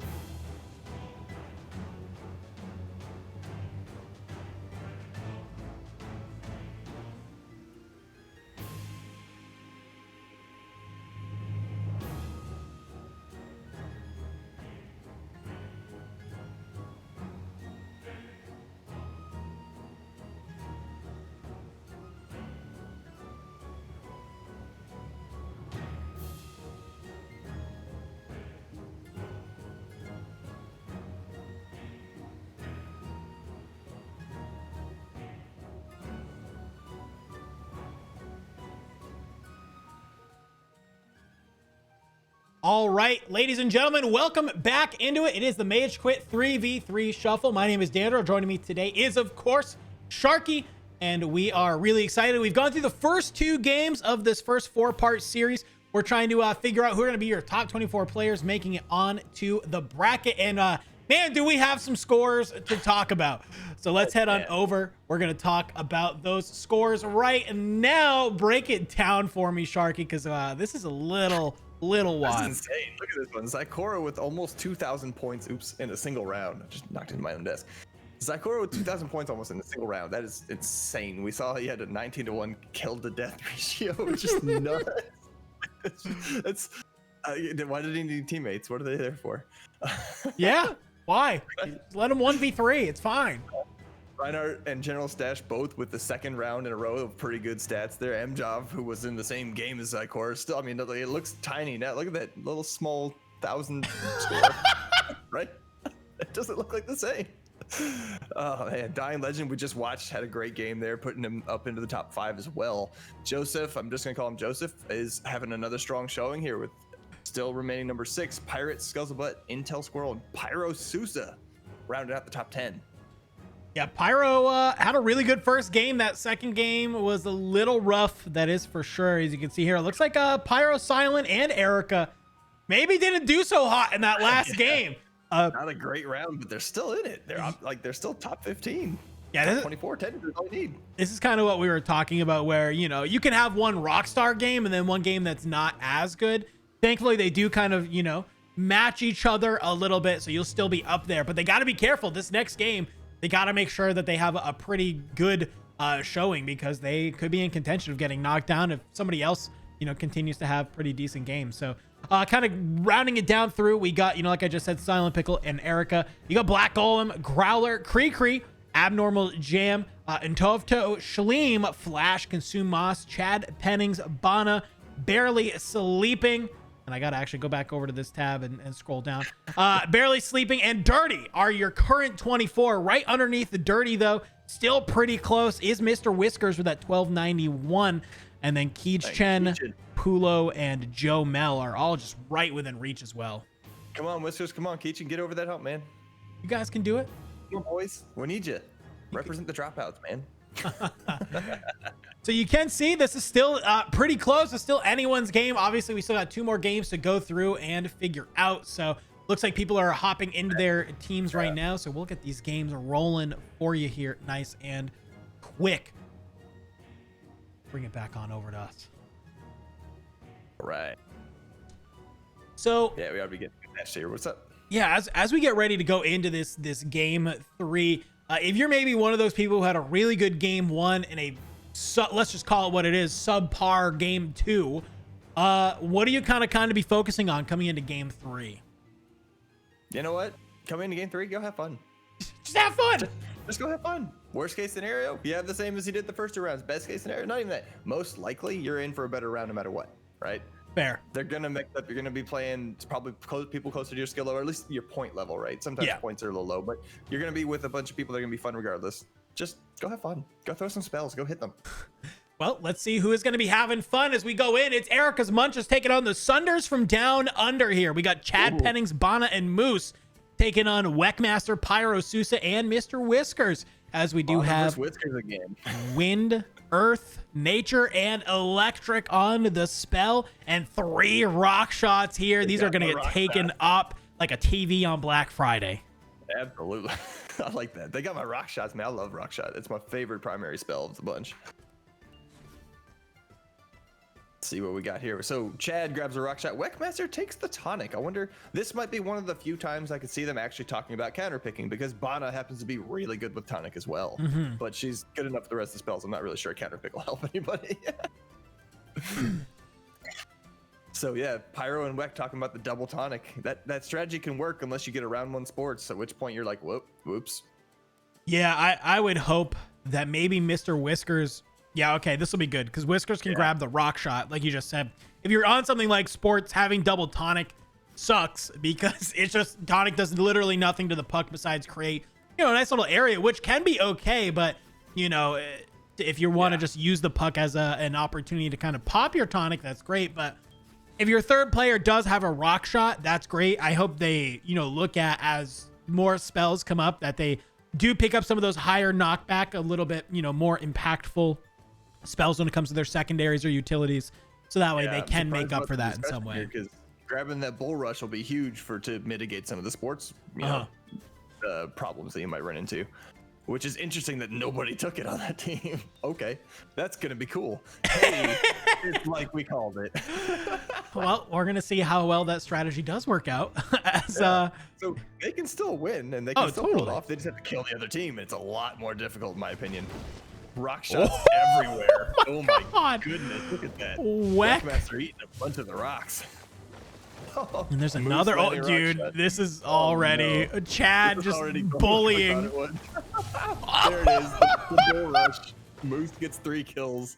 Let's just take a quick replay. Look at that again. Watch this. Chad is just here. Hits the rock shot into Mr. Whiskers. Gets him real low. And Moose just lines up that bull rush. Actually kills Whackmaster with the own bull rush before hitting the puck into the goal. That was why we were worried. Literally, quintessentially, right there is why we were worried. Demonstrated it to perfection. Want to watch one more time? Insane. Oh man, and we missed all the melees, but I saw at least 2 petrifies went out. One of which was on Chad, which is just rude. Giving Chad petrify is rude. He's so good with it. Pyro, on the other hand, is also really good with it. So maybe they'll get to even each other out there. Just trading spells from across the way for now. Nobody wants to use their movement spell too early because they want to have it in reserve for when Jeff decides he's hungry. At least the good thing is for this green team that if they do take any of those rock shots, they got the double tonic that they can just drop down really quick to be able to get some of that healing back up. And tonic is really good against on islands because then that makes that whole island really tough to stand on. Yep. Ooh, Chad with the rock shot onto Whiskers. Whackmaster's kind of out here. Gonna use it to come back in, kind of dodge Jeff the Fish. Whiskers, though, is 1 HP. Needs to be careful. He's just baiting Jeff right now. It's tempting fate. He's baiting Jeff, but he's just throwing rocks out, too. Look at that. He's still got it. Pyro Sousa up in a... uh-oh. Whiskers eats a rock, but he put Bana onto North Pole with Jeff. Moose is low. Oh, Bana's got a health left, but I think Jeff is going to finish it off. Look how low everybody is. They're pretty low, but they were able just to kind of start nailing in the kills, and this draft order is still kind of favoring them. The draft order is good. It's going to be good for a little bit, I think, for the Erica's Munches, strictly because of the 3-goal sports output there. So they're going to get a better draft, I think, than the Sudders from Down Under. However, at this point, is it too late? It's probably not. It's not too late. It's only round 3. Yeah, at this point, if I'm Erica's Munches, I start grabbing anything that throws knockback or havoc into the field. So boomerang, and I would personally grab the rock here, but Pyro is pretty good with anything. So that dude's a ninja. Yeah, I definitely like the pet rock as well. Just I don't know. So much shenanigans, right? Yeah, I like Lightning Bug. I like the knockup that Lightning Bug can have, but sometimes every once in a while, I think the pet rock is just more annoying. Like, oh yeah, Lightning Bug's easy to get away from. Rock is just annoying. Agreed. So Chad getting a petrify off on Whiskers and almost hits him with the rock. That would have been dangerous. He'd been stuck in the corner there. Moose against Pyro Sousa in the top, and both of them trading about equal damage right now. Whiskers has the sustain onto Chad. Gonna try and put him out. Chad, though, able to use that bull rush.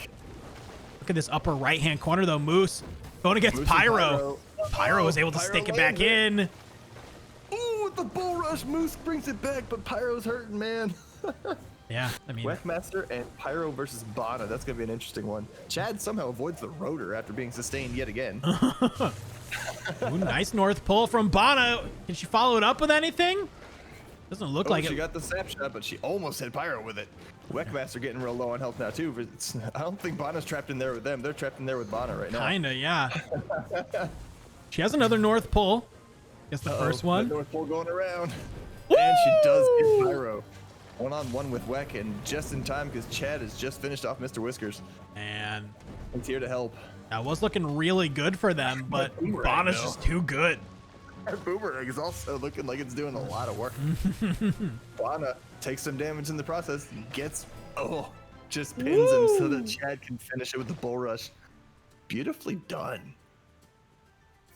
That was like, this is the second round in a row, right? Where Eric as much as has almost been able to pull the win, but they just can't quite get over the hump. Yeah, I actually think, if you saw that upper right-hand corner, just that final damage that Moose was able to get in on a Pyro is kind of what I think broke that game, because if Pyro wins that fight with Moose with like a little bit more health, that 2v1 against Bana probably becomes a lot easier to win, but Pyro is so worried about taking additional damage already that he's not really able to help out Mr. Whiskers. So the spiral the cascade, I guess, the cascade from that event is pretty interesting to watch, I think. It wasn't even really like a 2v1 against Bana. It was like a 1 1/4 going against Bana. And that doesn't even get into the stories about Bana being the penny crusher. You know how if you put pennies on a train, like on a train track, and you just wait for the train to go by, they go ching ching ching to get crushed. Bana did that with like a pixel of health against all three of, ironically, the pennies. So never count Bana out when she has health. Defensive abilities are getting picked up. A Vanguard for Weckmaster, Whiskers, and somebody else are going to grab the deflect. Saw a couple decent discharges. Let's go to Volcano. The Volcano. I'm looking for some fun here. Some of these petrifies could be turned into dunks real quickly if people aren't careful. And sustains as well. Pyro with the partial curve on the rock pet to hit Chad or Moose. I didn't see who it was. One of them, and is just chasing him around the Volcano now. Oh no, looks like Bana might be AFK or something, no, but Chad turned Pyro out into the Volcano though. They were doing okay. No. Oh no, what's going on? It's 2v2 though. Yeah, I mean, Whiskers hits Chad with a rock. Oh! He gets dunked on the return. No way. Such a good play and such a good return. Oh man, look at that. Chad's geography saving him.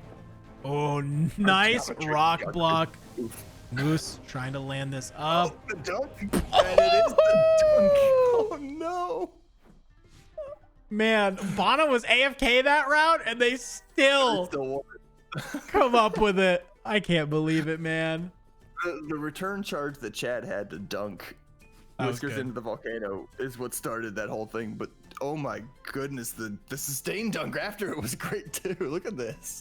I actually really liked. I think it was Chad's rock block that kind of kept, him right into position. It was like kind of like, okay, well, I can't really go here, and it allowed Moose to be able to come from behind and land that sustain. Right. Oh my goodness. This is a great match. Again. Got some interesting plays. Yeah, 2 capacitors getting picked up from Whiskers and Bana. Weckmaster's going to grab that chameleon. Earth Tomb would have been great last round. True.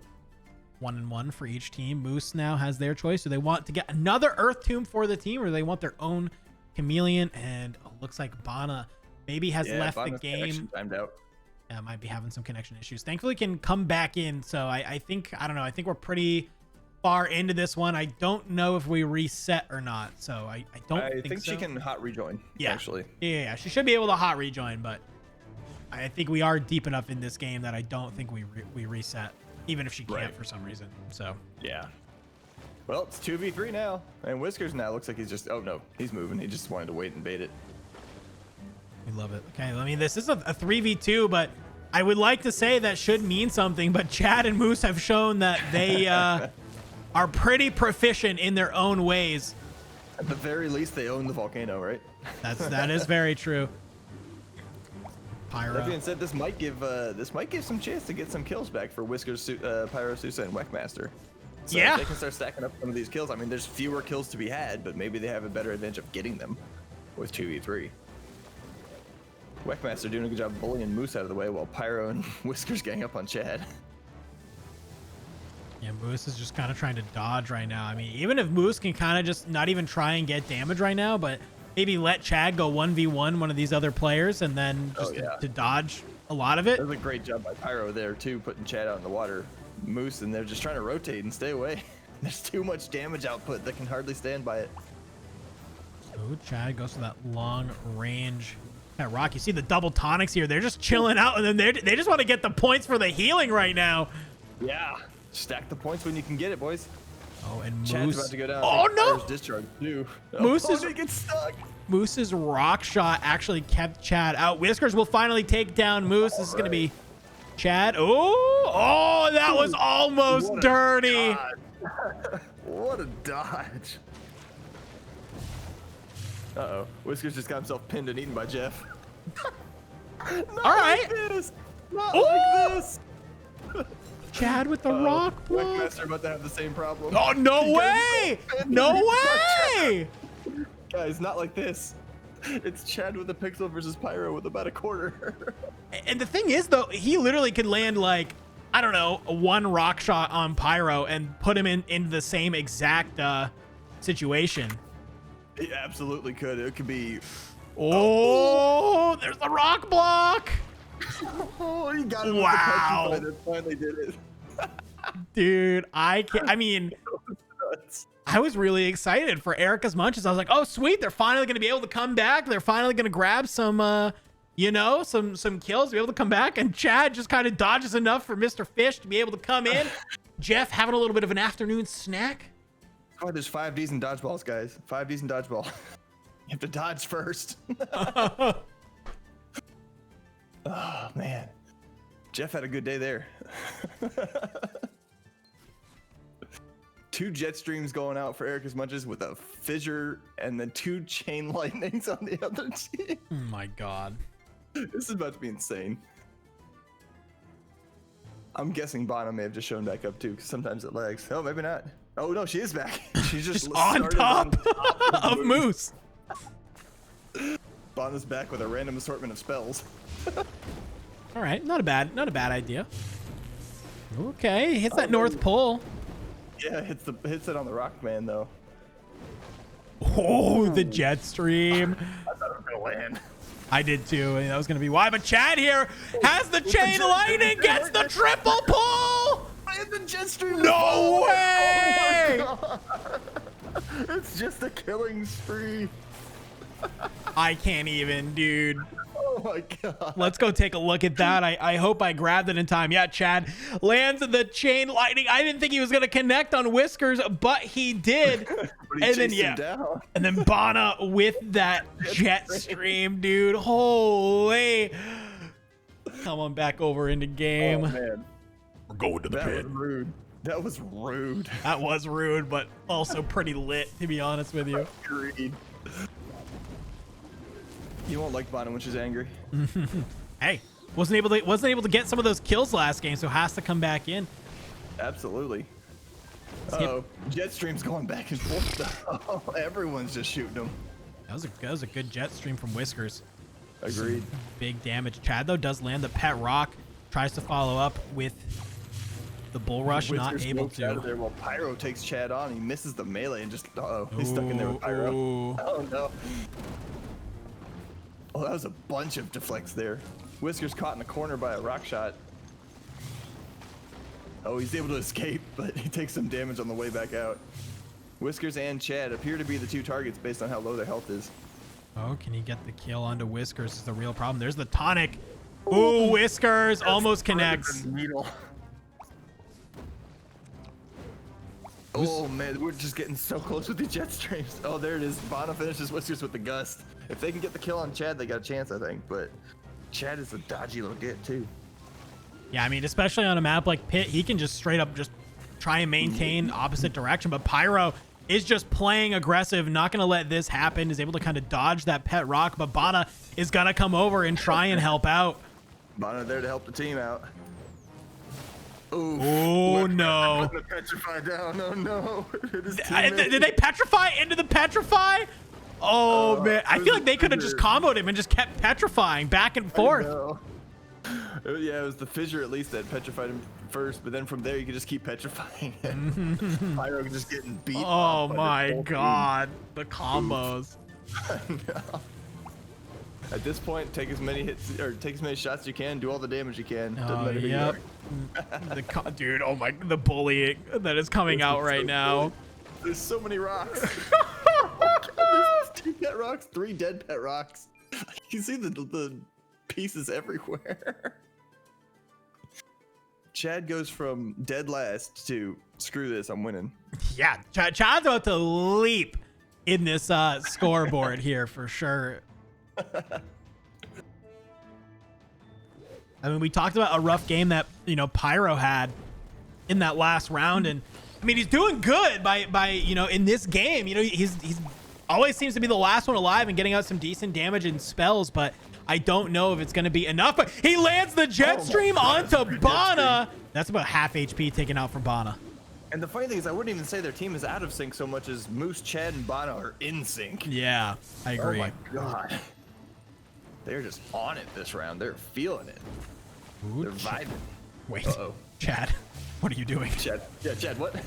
What's going on here? Pyro going to chase down Bana, trying to get her out of there and get a kill in the process, but Chad's saying he's having none of that, and everyone goes flying on that one. Bana, okay, does go down. Kill. Just misses the jet stream, but now it's a 3v2. Can they fix their previously? Oh, I don't know who got fissured there, but someone got hit by the fissure. Wow. The chain lightning too. Here comes another one. Oh my god. They have been on it with those. They really the double have. chain lightning turns out was a great call. I mean, yeah, because like, think about it. Even if you land one of them, it's pretty easy to then line it up for the second. And especially when Bana has a jet stream. Oh no. Oof. That's a rough combo. Can you imagine if she had a fissure and they'd all get petrified from that? Oh my god. Yeah, you could literally chain lightning them, fissure all of them, chain lightning them again. It's rude. It's very rude. Pyro gets an early hit out there with the Earth team though. Let's see what they can do. Pyro, yeah, Pyro is was petrified. Has put Moose out though. Way out there. Moose is trying to move the ultimate to get and he actually lands it! Workmaster shows up and they landed across chain lightning. What is going on? I don't know what happened, but Pyro and Weck just got all of their health deleted. It was the desperation chain lightning from Moose. Weckmaster got knocked into that path, which meant Pyro got hit by it, but Chad had been going at the same time to pull them the other direction. Oh my gosh. I hope I got that on the instant replay. I hope I pressed it in time, man. They were just, like I said, this team is in sync right now. This is nuts. Bana chasing down Whiskers and get the kill. But that was oof. Yeah, that was a pretty big oof, to be honest with you. 26 to 6, 681 for Chad. Pyro with the 450, so still not bad on the damage front over there, but the damage across the board actually isn't bad for anybody. It's just a matter of that one team was finishing the kills, right? Let's I want to go see if I caught that on the replay. Let's go ahead and look at it. Yeah, just the very tail end of it. You can see they both kind of were caught in that chain lightning, couldn't move at all, and just. And then the bull rush comes in, and oh my god! And Bana almost lands this jet stream as well. If Bana lands the jet stream for the double kill there, that's just like whipped cream on top of it, dude. Like, holy, this is just insane. That would have been, yeah, I don't have words for that. Would have been just crazy, dude. It like almost does too. I think it was just the a little bit of a elevation change that is what happened, but I think you're right. God dang. All right, well that's game 3. So we're gonna be like though in the process. Yeah, I'm trying to see if it looks like I think there's one game still going on right now. So I'm gonna wait till that game is done to be able to bring up the scores, but I got like so many tabs open. We gotta like cycle gotta keep track of all of them. Whew. It looks like they might be finishing up now. There it is. All right, go ahead. Oh my god, Zykora came back to Earth. I mean, kinda, a little bit. Yeah, I guess they did. Let's go take a look at the bracket real quick. So yeah, talk to me about this, Sharky, while we're seeing some of these players put up for points here. And so for the second tournament in a row, Reinhardt decides to continue riding up at the top. Reinhardt has been having a good string of tournaments here, but Zykora had a bit of a rough round that one, but his score from the last 2 before that are keeping him in the top 2 there. Pirate, who we saw earlier, had a really good round there, only 1600 puts him just not that far behind Zykora from the round 2 there. So he had a really good jump there. Joseph, Mjov, and Erica are all still in the top 10. You got Stash, Silent Pickle, Flash, and Chad rounding out the entirety of the top 10 there. This is a really good tournament, man. Dude, this is actually like getting pretty close. As we look down here, we got Dying Legend, Abnormal Jam, and Consumed Moss kind of all around the same one. Actually, let's look at this, dude. Dying Legend and Abnormal Jam are literally 2 points away from each other right now. That's pretty intense. Yeah, we got Consumed Moss, Bana, Black Golem, Keech Chen, Dirty, Moose, Intel, Squirrel, Shaleem, Pyro, Sousa, and Tovto, Scuzzlebutt, and Cree right now are your cutoffs. And not too far behind is Brawler, who is only just 47 points behind Cree. But actually, after Brawler, there's a significant drop off. You know, a couple 300 or 200 or 300 points there, because you see Burb, Barely, Sleeping, Jobis, Project Peter, Sanchizu, and Pulo are all kind of in that 1700 range. So they got to kind of pop up off of here in this last 4th game, I think, if they really want a shot, but still anyone's game. Anybody in that group, I'd say all the way down to probably this. If you're still in the 1600 plus range, you got a really good. You can have a decent game and do it. If you're a little lower, you need to have a heck of a game to do it. Like, you got a shot, but it's going to be tough to crawl back up there for the round 4. Yeah, it's definitely gonna be pretty rough, but I mean, hey, kind of one thing to talk about. This is why, Zykora playing, consistency. We've talked about it all day long, is so important, because Zykora has that pretty good first game, 1295, monster second game, which then hey, has a little bit of wiggle room, because if you kind of average those first two or those next two games together, right? Take like 500 from that 1900 game, and it's like, all right, well, like you now have very similar scores to Reinhardt, who's in first, even with that. So. And I think honestly that my guess based on reading the scores that his team just ended up losing that match that he had a quote normal score on, and that's still a pretty good score for a losing round. So yeah, I mean, true. Actually, I want to see, what did Pyro get in that last game? Got a 399, a little bit rough. He had a great first game. That last 2 games have been rough. So hopefully Pyro can pull it up. Still in the running right now, but 20. You'd love to be able to kind of be up a little bit more than 21. Going into the bracket play. At some point, like, as long as I'm in the top 24, okay, cool, right? That's all you really care about. But yeah, no, I feel you. It's like, it'd be nice to be in the top 10. It'd be nice. It'd be great. Nice. Let's bring it back to us. We are in the tournament queue. We're getting ready to head into the 4th and final game. If this is your first time turning into the shuffle, of course, in between each game, players are moving around and playing on a new team. And we're looking for the top 24 players with their points to move on to an actual bracket style. So it's going to be crazy. We're going to take a quick break after this game, kind of get the brackets get set up, let everybody, have a little bit of an opportunity to take a break themselves. They need to go to the bathroom, go get a drink, do whatever they need to do. But this is rounding out to be a pretty decent tournament overall. I'm happy with the turnout. It's having a pretty good effect here. We got a lot of fun names in this group and a lot of fun games we've gotten to watch so far. We've been really lucky with those. Yeah, I mean, even though some of them have been kind of stops per se, we've seen some great plays coming out from both sides. And that's kind of always one of my favorite things about MageQuit, is that even in these games where it is maybe a little bit one-sided, you can still have awesome plays that come out. You can still have, some great moments within the matches. And kind of nobody is really like upset. I feel like, kind of when I don't know. I've never been angry that I've lost a game of MageQuit. Actually, that's a lie. I have been. It's like things when you're in the competitive mindset for a bit, but I mean, even then, you take a day, you go back and look at it. It's like there's some crazy stuff that happened in that one. I remember there was the first community rivals that we did with me against Sean's on Gaming. My computer was like blue screening for some reason. Like there's like this moment of time where just like my computer hated my camera and would just blue screen. So we lost to that one, but I was like so upset because I was like, it was like all on me. It wasn't like anything to do with the game, but either way, we're here. Ooh. Game 4. Let's see what we have. It's the double donks back going against Chad Styles points, as we got Dying Legend, Reinhardt, and Pulo Poner going against Scuzzlebutt, Babby, Erica, and Joseph Cland. This is about to be a good one. We got the fire, we got water, we got steam, and we got metal.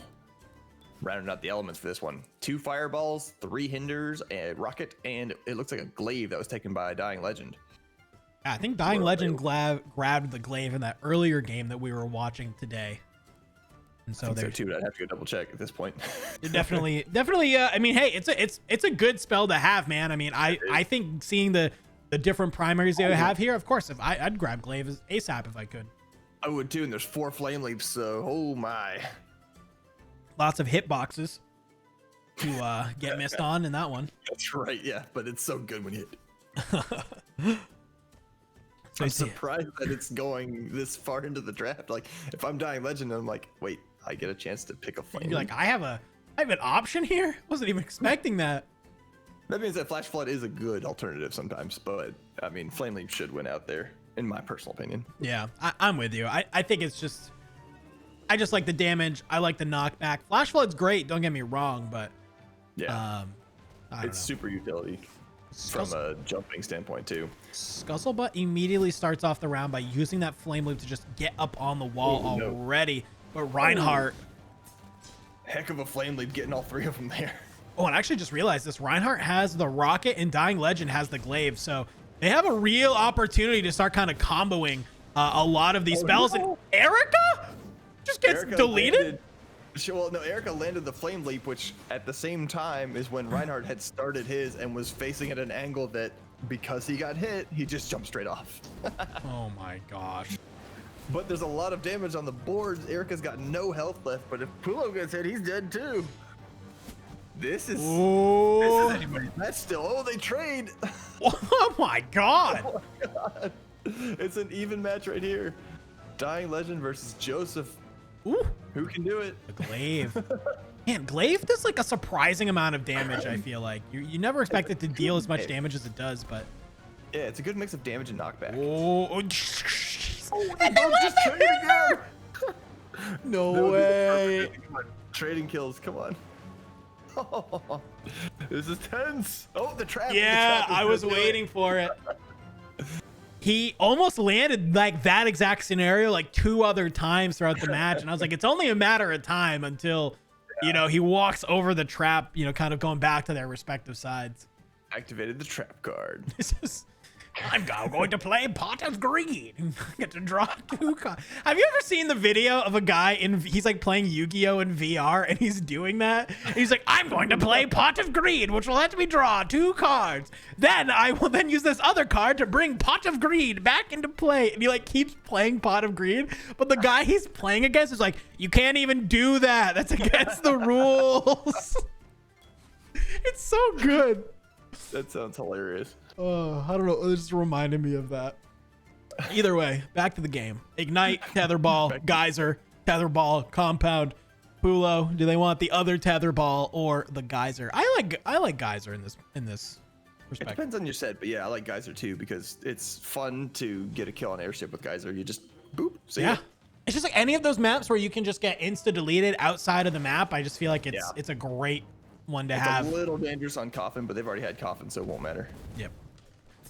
Flame Leap's going everywhere and nobody landing anything. Plus the colors are a little similar at the moment. I'm like, who's who? Yeah, I'm with you. Oops, I've lost track of how to, like, it's one is Come on, Brett. I put that on your to-do list. Erica low on damage, Joseph low on damage, Scuzzlebutt getting thrown out into the muck, and Pulo gets stomped on the return by Scuzzlebutt there. Trying to come over. Okay. Joseph gets taken out by Reinhardt, but Erica bops Dying Legend off the top of the tower there. It's anybody's match still. Ooh, Fireball lands, throwing Dying Legend out into the muck. But the follow-up shot couldn't quite connect, and Erica's about to take it. Oh, the Flame Leaf hitbox is weird. Reinhardt had a kill there, but he missed just barely. Yeah, it was like just on the other side. He's gonna try to land on Erica there, but Scuzzlebutt with the fireball to take him out. Scuzzlebutt very quickly gonna go from the bottom to the top. Started from the bottom. Now we're here. 6-3 for Chad Styles points. No scorches appear. Wow. So we got 7 tiers, decoy, and Earthchain to choose from. That's still a little wild though. I mean, the 7 tiers, I mean, already we're seeing kind of this kind of long range game. We're seeing some glaive, some rocket, you know, the hinders that are coming out. So the long range is definitely going to be I think a little appreciated, but I think this Urchain is about to cause some Even in the havoc. presence of Scorch, though, I mean, it's tough to pass on 7 tiers.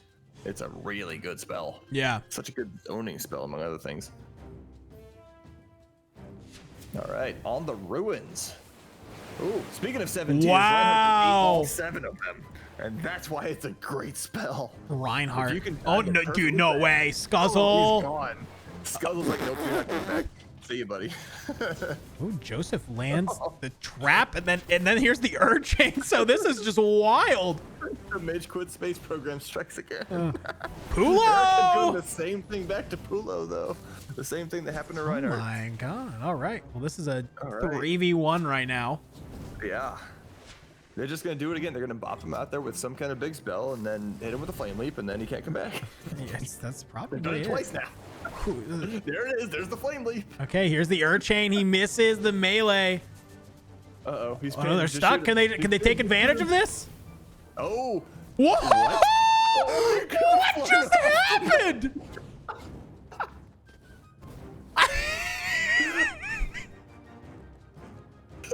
I don't even know.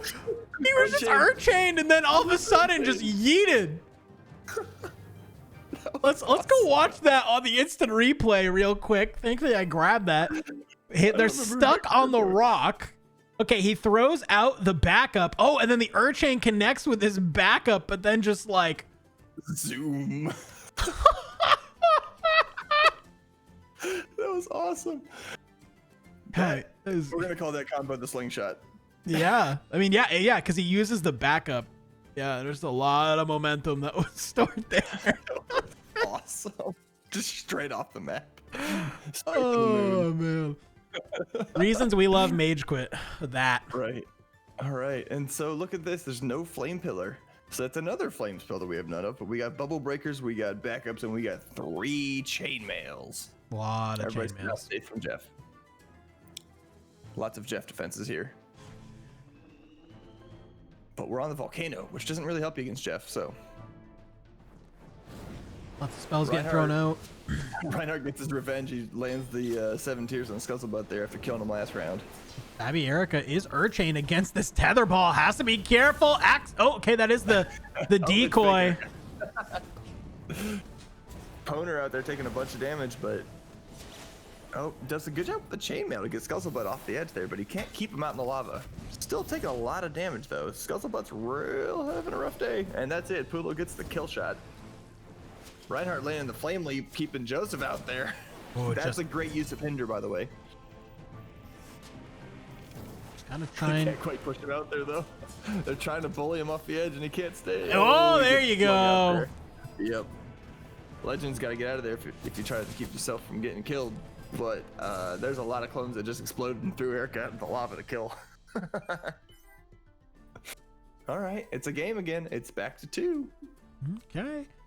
Here we have these 2 flame leash. utility. Yeah, 2 flame leash, 2 reflex, and 3 bombshells. I don't know. The 2 maps that I like bombshell on the most have already been played, so I could understand people not wanting to pick it right away. Because it's really good on Volcano, it's really good on Coffin. Not bad on Classic though. It can get a little crowded here with all the clones, so we'll see what happens.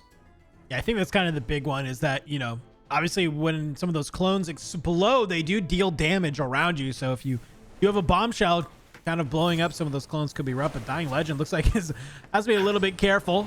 The turtles are coming for her. Yeah. Erica, the real Erica, got knocked way out there.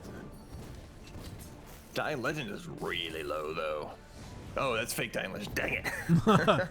Ooh, Erica grabs a great Pulo flame though. leash.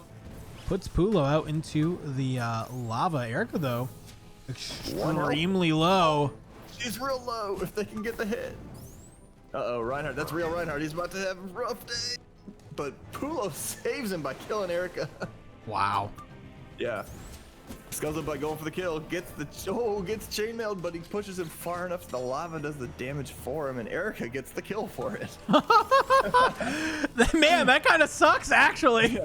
Oops. Pulo out in the lava goes to more lava. But it does land the hinder. The hinder's a good one there. Ooh, bombshell. Oh, Oh, the The double. bombshells went after each other, which got chained into each other. Oh my gosh, this is just so wild. Yeah, the metal spells that have some interesting interactions around here. Dying Legend is now 2v1 against Joseph and Scuzzlebutt if he can pull it off. The Glaive might actually help here, because if he can hit one, he can probably hit the other. He's hindered and missed the Flame Leap. Oh no! That gives him an opportunity. That's the chainmail though. The chainmail does go down. Joseph and Scuzzle is trying to get here. It's a bombshell. Like that. It's Oh, over. wow. Oh, they trade kills there. Scuzzle's living with a, was it less than a pixel? That didn't look like even a full pixel. No, but it does look like Chad's style points are going to go up. 3 kills here, and ultimates on the board. There's only 1 Spitfire, but 2 Tsunamis, 2 Sunders, and 2 double strikes. Lots of options here. Lots of good options. I like this one, especially with all the ignites on the board. Oh no, just the one ignite. Even I would like it with the ignite because you can set that up for double strike later. You can use that as a guarantee. But he chooses the Spitfire, which I don't blame him for that either. That being said, everybody has a pretty good. Not everybody. Most of the players have a pretty good Spitfire defense because chainmail and I would say backup are both pretty good against it. Mm-hmm. My dog is barking at squirrels. Dude, what are you doing? What are you doing, buddy? Erica, the last time we saw Erica with the double strike was able to make some really monster plays, so I'm not surprised to see that We gotta go back and get a replay of that too. Yeah. Those are some pretty great. Truth. All right, we are on the bridges, which is where Jeff likes to hang out. So it looks like Reinhardt's immediately coming over here to Joseph Land, who is hit with that tether ball. Uh-oh. Oh, so he's pinned. Wow. Oh, no. Great Spitfire, though, doing a lot of damage to Joseph over there, and Erica's a little lower in health herself. Scuzzlebutt gets hit by the 7 tiers as he flame leaps, which makes it miss. Ooh. And the tether ball is blocking the tsunami. That's an interesting one I haven't seen before. The tether ball is stronger than the tsunami. Oops, I'm surfing. Nice ultimate. Too bad it gets canceled by my melee. Yeah, right? And then Pulo lands the Sunder and throws 3 turtles into the water that just go off on their own. What is happening? I don't know, Dying man. Legend. Oh, no, it's not real Dying Legend. Never mind. Reinhardt, on the other hand, is stuck. Yeah. Pulo keeping Scuzzle out there just enough time for Jeff to get his kill. Reinhardt doing some damage. Joseph's really low. Erica's multiplying. There it is. It's the real Erica. And Pulo takes a big hit on the way out, though. Reinhardt gets a great flame leash off and doesn't get the killing blow, but wow. That's a nice flame leap by Dying Legend there. That was a good read. On the bridge. That's going to bring it back to tie it, man. 12-12 to get ready to head into round 7. And we're on Airship. This is going to be a really interesting one. Can you get the Cascade, right? Can you win your 1v1 to get a 2v1 to push that into preferably a 3-0, but there's not a lot of donking that'll happen. Well, there might be some, but there's not a lot of like sustained donking that'll happen on this one. It's going to be people doing that. Pulo thrown out on accident. So now it's Joseph and Scuzzle versus Reinhardt, who takes a second tsunami. Oh my gosh. Oh my god. There's so many. Oh, he gets the long range. Oh! He got the long range flame leash, which is able to get enough momentum to kill Scuzzlebutt, but Erica finishes hers off in time to come help. Oh, and the 7 tiers finishes it. God dang, okay.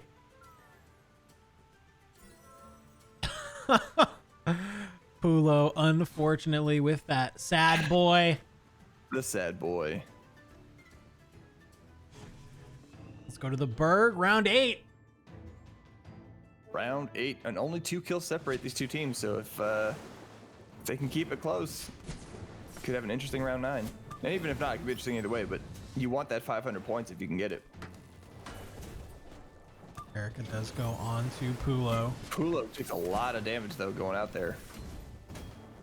Gets this. Ooh. The tsunami that Reinhardt pulls Erica into the tsunami. God Causes dang. havoc with all of the knockback going everywhere. Tsunamis are just going crazy with this one. This is a little wild. Yeah. Reinhardt taking a bunch of damage there. Dying Legend trying to get, trying to bait it out, but the, okay, now there's too many people. I lost track. Oh, Reinhardt gets yeeted though into the Kool-Aid. Can't handle it. Hello, Flame Leash. Yeah, not going to be able to stay out there too Dying much. Legend drops that Spitfire at the right spot. He might be able to get a big kill with a bunch of that, but Scuzzlebutt taking a lot of damage. Yeah, just trying to move out here. Erica has the double strike active. Gonna try and get there. Spitfire's gonna do work. It's keeping Erica out there, and she missed doing any damage, so she's gonna stay in place. Mm-hmm. Pulo. It's a pretty even place. Oh, wow. Mid jump takes the swap from Hot Swap. And Erica gets the kill before Pulo can finish off Joseph. Whoa! And then Dying Legend off the edge. Doesn't have a movement ability, just gets it back. I don't think it's enough though. Joseph actually is going to be able to get the kill with a long range hinder. Erica Wow. over there protecting her teammate. Look at that. Like, no, you can't touch him. See ya. And we're gonna finish this one up on the pit. And I don't think it's actually possible. They're up 4 right now. Nope. Just get some kills. Get as many as you can get. Stack your points while you get them. Yeah. That's really what needs to be in their brains. Trading long range spells at the moment. Everybody seems kind of, it's a 2v1 and a 1v1 down there. Dying Legend putting some hurt on Joseph though. Oh, and Erica says none of that. Jumps back in with a flame leap. Now there's 3 people everywhere and the Spitfire. Oh my gosh. Oh, Scuzzlebutt. taking a big hit from that. Jesus. Right. Erica gets a double strike off, I think I heard from that. But Scuzzlebutt gonna go down to Reinhardt's shot from the rocket there. All that work the Dying Legend did, and Reinhardt's like, nope, I'll take it. All right. There's an Urchain on both Pulo and Erica. An Urchain and a Reinhardt. grabs the clone and then takes a big hit when it blows up on him. He chainmails for the safety. And Erica jumps in on him, and he's still alive. Yeah, I don't really know how that works. He finally died to the tsunami. But wow, did a great job surviving that. Ooh, Joseph. Joseph trying to toss people around. I don't know. He's got a 2v1 with less health than both of them. He's gonna have a rough time, I think. And the Spitfire is gonna do a lot of damage to him. Now it's between Pulo and Dying who can get the kill, right? Yeah, basically. Oh, there it is. It's All the right. Urchain. Pulo finished it with the Urchain. I said, nice try, guys, but this should end up 16-18. All right, well, congratulations. 853 damage for Erica, 8 and 5. That's pretty gnarly. Not gonna Conversely, lie. though, look at the other team. The damage is reversed from kills. Oh, no. That was crazy. All right, well, we'll bring it on out to us. So that's going to be one of your first 4, first games of round 4 finishing up. Here's what we're going to do. We're going to head to a quick break while some of these other games get wrapped up. And hopefully when we come back, we'll have your list for your top 24 to you, and our players will be getting ready to go into the bracket. So plenty of more MageQuit to play. It's going to be an absolute fun time. We're looking to crown our champion of today's 3v3 shuffle. My name is Dandro. Joining me today is, of course, Sharky. We'll be right back after this break.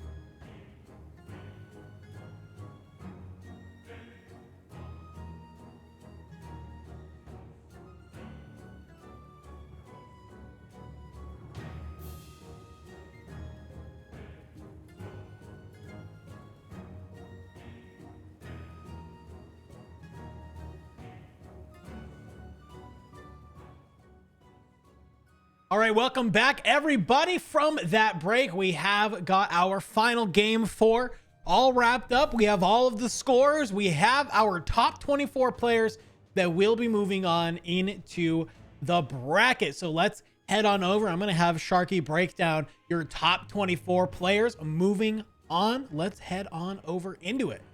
All right, your top 24. What do we got here? So Pirate has been making a run up the standings the entire day, and he ends up at top there with Mjov following closely behind. Reinhardt continues a strong play and stays in the top 3.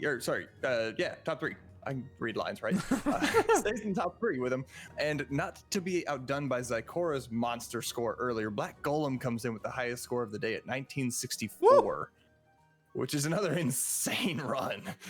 To put him into number 4 there, and Zykora from earlier will round out your top 5. Continuing with top 10, we have Joseph, Flash, Pyro, Abnormal Jam, and Bana, all with strong showings today as well.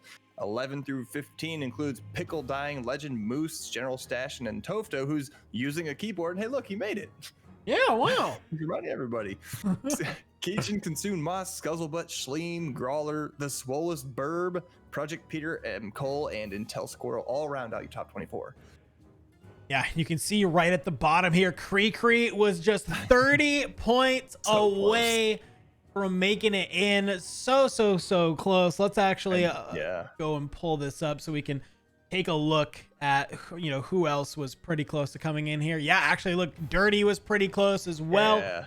Yeah. Joe Mel pretty close. Yeah. And then kind of after that, people relatively, if they just had a little bit better game. I mean, Bad Snake put up an 81-point game. Literally, a 300-point loss still, could have actually put you in that top 25. Yeah, they just had a rough run there.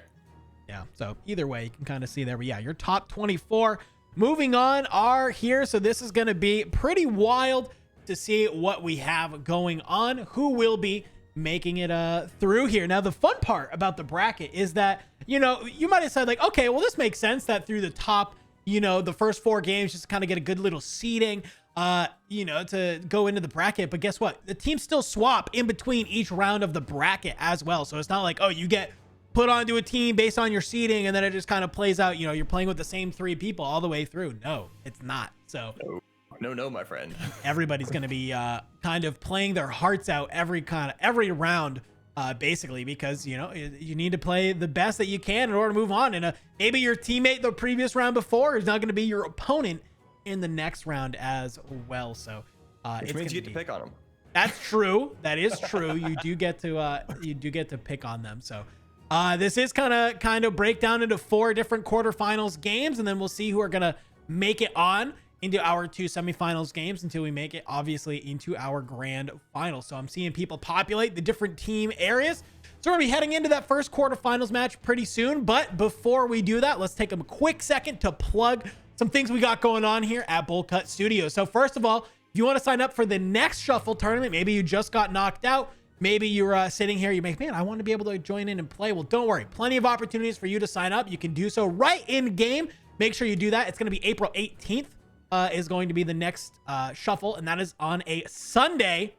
And as well as you can join the Discord, discord.gg/MageQuit, and you can do plus sign up in any of those games. We're going to kind of continue talking. We are in a game, but I just want to remind everybody still, while this first initial draft is going on, Sharky, talk to us about Indie Gaming League.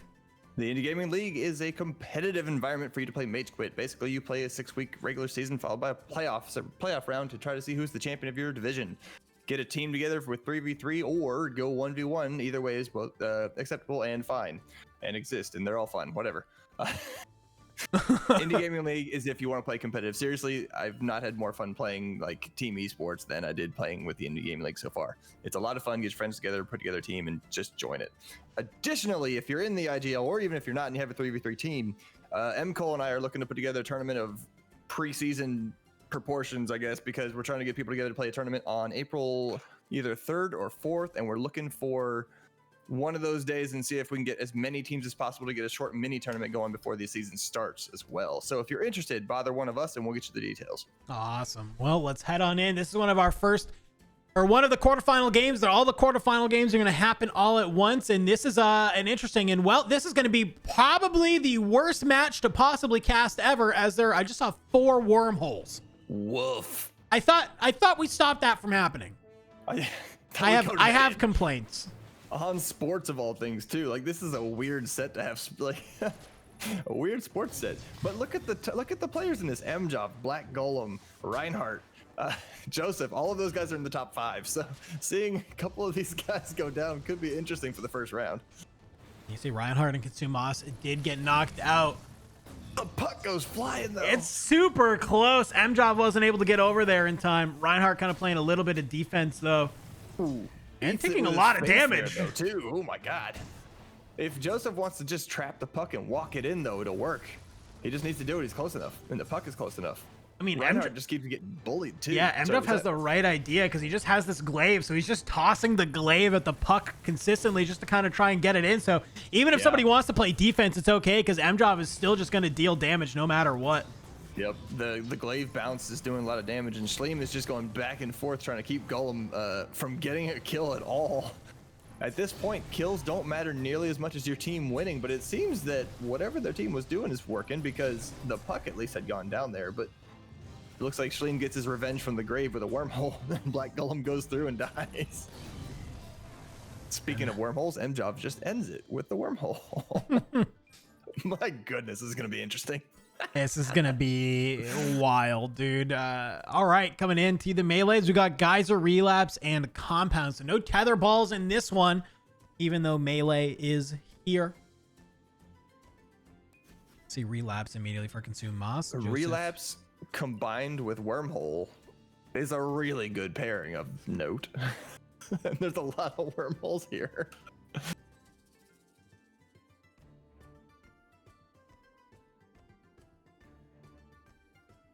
MJob taking their time, has a lot of options here. Yeah, just really considering where to go with the spell. He's gonna opt for the Geyser. Really smart pick there from MJob. Yeah. Something really only an experienced OG like MJob would be able to make. Truth. And it looks like Schleem takes control of the tower first, but he throws a wormhole out and brings his buddy with him across the board into the muck. I mean, not an awful play. I mean, at least if you're both able to come over, your teammates don't take damage going through that wormhole. That's true. So not awful. Reinhardt though misses the melee. MJob with the glaive is going to be able to answer back. I mean, the more they group up, yeah, the more they group up, the more dangerous it's going to be. Schleem has to be careful. There's this Relapse on top of him. He's going to hit him. There it is. Reinhardt gets his teammate Schleem. Oh no, that's not his teammate. Sorry. Schleem plays with Pickle. Either way, I get it right mixed up once in a while. Either way, that's a good job swap there by MJob. Ooh, and the glaive. He almost got the double kill there. Consume Moss does the same thing back, gets Joseph out with it, and it's Consume Moss and Reinhardt versus MJob now. He just needs just literally one hit on the Reinhardt. Yeah, that wormhole's gonna do it. With the worm. Ooh. Consume Moss is gonna have his hands full here. MJob is, well, he's MJob. So there's nothing else to say. This dude can play. MJob has always come up short in these 3v3 shuffle tournaments, and hopefully today is gonna try and make that not be the case. Playing like he's sick of doing that. I mean, I don't blame him. Yeah. Consume Moss doing a nice little swap there. He's got the high ground, but he doesn't have the spells really to keep it unless he lands a glaive. Because his melee won't do as much help, although he does a great through the worm shot. Oh, MJob answers back. Almost goes into the wormhole. That would have been a kill shot. And then, what? Oh no, MJob. Oh my god. This Dude. Is like, they got nothing left. Oh, that was almost so lit. No. Dude.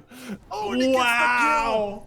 Moss lands the killing blow, and I'm hoping he doesn't accidentally kill himself with that wormhole there at the end. Dang, bring it up within one. Woof. That was a great finish to that one. Brett's Mouth Sounds takes a 1-point lead in round 3. And at this point, it doesn't matter who gets the kills, because your kills don't matter as much as wins do going here forward. So keep that in mind, everybody, when playing. Wins. Wins are what we are looking for. Yeah. Don't go kill stealing your friends on this round. It's serious now. All right, we got MJoff facing off against Consume Moss and Black Golem, and Reinhardt decides to say screw the 2v1 and joins them. Joseph and Schleem are still sitting around on the other side of the island. Or the bridge? I don't know. It's probably just the other island. These are islands. They're surrounded by... Surrounded by water. There you go. Surrounded by water. I think that... MJoff is taking a bunch of damage in the process, but he peeks out and makes Reinhardt with his little glaive. He's just trying to throw long-range shots at this point. I don't think anybody has the set to really continue long range, so someone's going to have to close the gap and figure out how to do it. But Joseph tries and then takes a bunch of hits in the process. Yeah, he Jeff might get Jeff from that. I don't know. Consume Moss is chained to Jeff, though. Oh, no. Oh, that was fake. the decoy. Okay. Consume Moss Probably a coming good thing for his health. Schleem's going to throw that wormhole, though. Schleem says, screw this, I'm going over. MJoff joins him. He's in the middle of everywhere with a glaive and just misses. This is wild. This is about an even fight right now in terms of who has how much damage, though. MJoff is about to get caught out by Jeff. Was counting down the time there. I'm like, oh, he's about to die.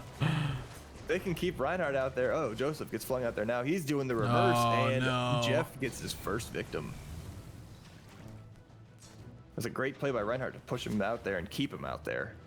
Played a reversal, because that's what Joseph was trying to do to Reinhardt back a second ago. MJoff goes down now. Reinhardt's on a killing spree. Yeah, I mean, in these early games, if you have a couple of quick 3-0s, you're going to make Mercy Rule is on for all of these games. So you could put the back against the wall of your opponents. They go up +2. I think if they get, a couple 2 more 3-0s, they could just start getting into that Mercy Rule territory. Yeah, just run with it. Make them freaking out about it. Make them second guess every play they do. Get in their heads. Was that Psych Out from basketball? Maybe. Potentially. We got rewinds, bubble breaker, a couple of backups, and let's go to airship. Let's see how this one rolls out. It's about to get interesting. Yeah, so we have Reinhardt and Joseph in the bottom left, Consume Moss facing off against Schleem in the bottom right, and Black Golem and MJoff in the top right. And Golem lands the wormhole into the rotor. MJoff having a rough one on this one. Golem is just bullying him. Ooh! Schleem finishes off Consume Moss, though, and makes it a 2v1 against Reinhardt. So if MJoff can just maybe stay alive enough for them to take down Reinhardt pretty quickly. Yeah, they might be able to salvage that. It's going to be a close finish here. MJoff just barely misses the wormhole. Oh, and he gets the... He does get the geyser, though, and he's still hanging in there. Oh, it's going to be one more, and he's just trying to dodge. Reinhardt and MJoff are trying to do the same thing, just survive. And it looks like it's going to be a close one here. Ooh! Okay. The clone damage, but Black Golem finally finishes MJoff off, but he's taken a lot of damage in the process. I mean, Black Golem and Reinhardt, they're both literally one shot. They're both, but okay. Joseph finishes the kill, but Reinhardt dang near put out Joseph from there. What? Did he just kill himself? Maybe? Oh, what? All died. Okay. That round basically never happened. All right. Yeah. Wipe it clean. I mean, if your Brett's mouth sounds, though, I mean, you're Joseph, Schleem, and MJoff, that's actually pretty good, right? Because if that round never happens, all right, we're still down 2. That kind of ensures that they're not going to run away with any rounds. Because even if they go up +1 there, I mean, okay, well, now you need a 3-0 to tie it up. And, now you got a little bit more wiggle room to kind of bring it back. Right. You absolutely do.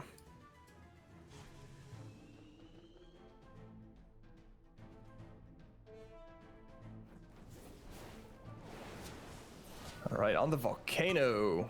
Consume Moss tosses his turtle right into the center and does nothing now.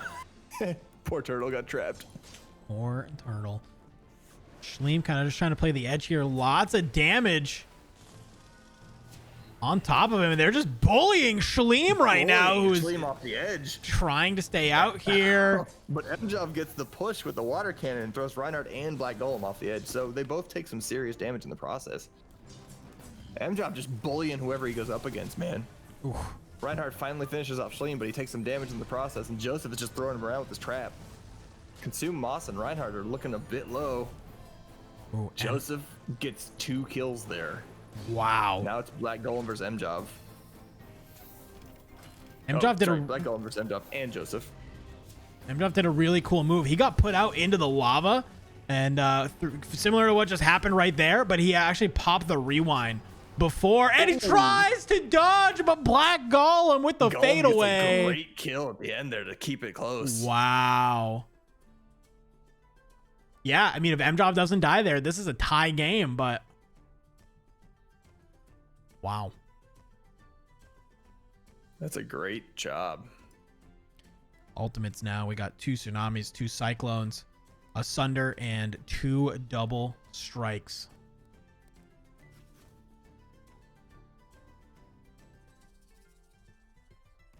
I love Cyclone with this group. Yeah, Cyclone is just, if you know how to, play around with it and do some of these combos, it's just absolutely insane. Especially with some of these metal spells. It's great. I love doing double 7 tiers. I love doing... let's see what else we got here. I'm trying to hit shift and it's not working because I have my wrong window open. Anyway, double 7 tiers is great. Double glaive could be good here too. Yep. Double water cannon could save you and or help with movement in general. Yeah, there's a lot of good options for that. On the islands, Jeff is circling. Let's see. We do have a number of spells that can help you survive Jeff the Fish for sure. And a quick chain off the start onto Joseph and Mjov. Mjov is hit with that suspend. The glaive just throws everybody out. Is that the real Mjov? No, that's the fake one. No, that's the fake one. Because that ate all 7 tiers, I think. Schleem is just getting bullied these last couple of rounds. Look at him. Yeah, Black The Golem. double strike from the wormhole is about to hit all 3 of those guys, though. Oh man, that was a great double strike. Yeah, Wormhole is going to be a good spell to have to get those double strike procs going. Absolutely. Mjov survives because of his backup, but Jeff is looking. Joseph and Black Golem fighting over here, and Jeff says, no thank you. You can't survive. Now Reinhardt, Consume Moss, and Black Golem still here. Black Golem dodges Jeff the Fish. Mjov hanging on by a thread, as is Schleem. They just need to get in some of these. The tsunami out, but he's got the bubble. Ooh. Black Golem kills Mjov though. Schleem getting the kill. That's really good. Right before Jeff gets him, but at least it salvages a kill from it. Yeah. Look at that, and with that, the double donks go in with a 3-point lead. We have 3 games left. I mean, as long as they can just kind of come out on top, or even make a couple of these 2-1s and not get 3-0'd, they should be sitting pretty good.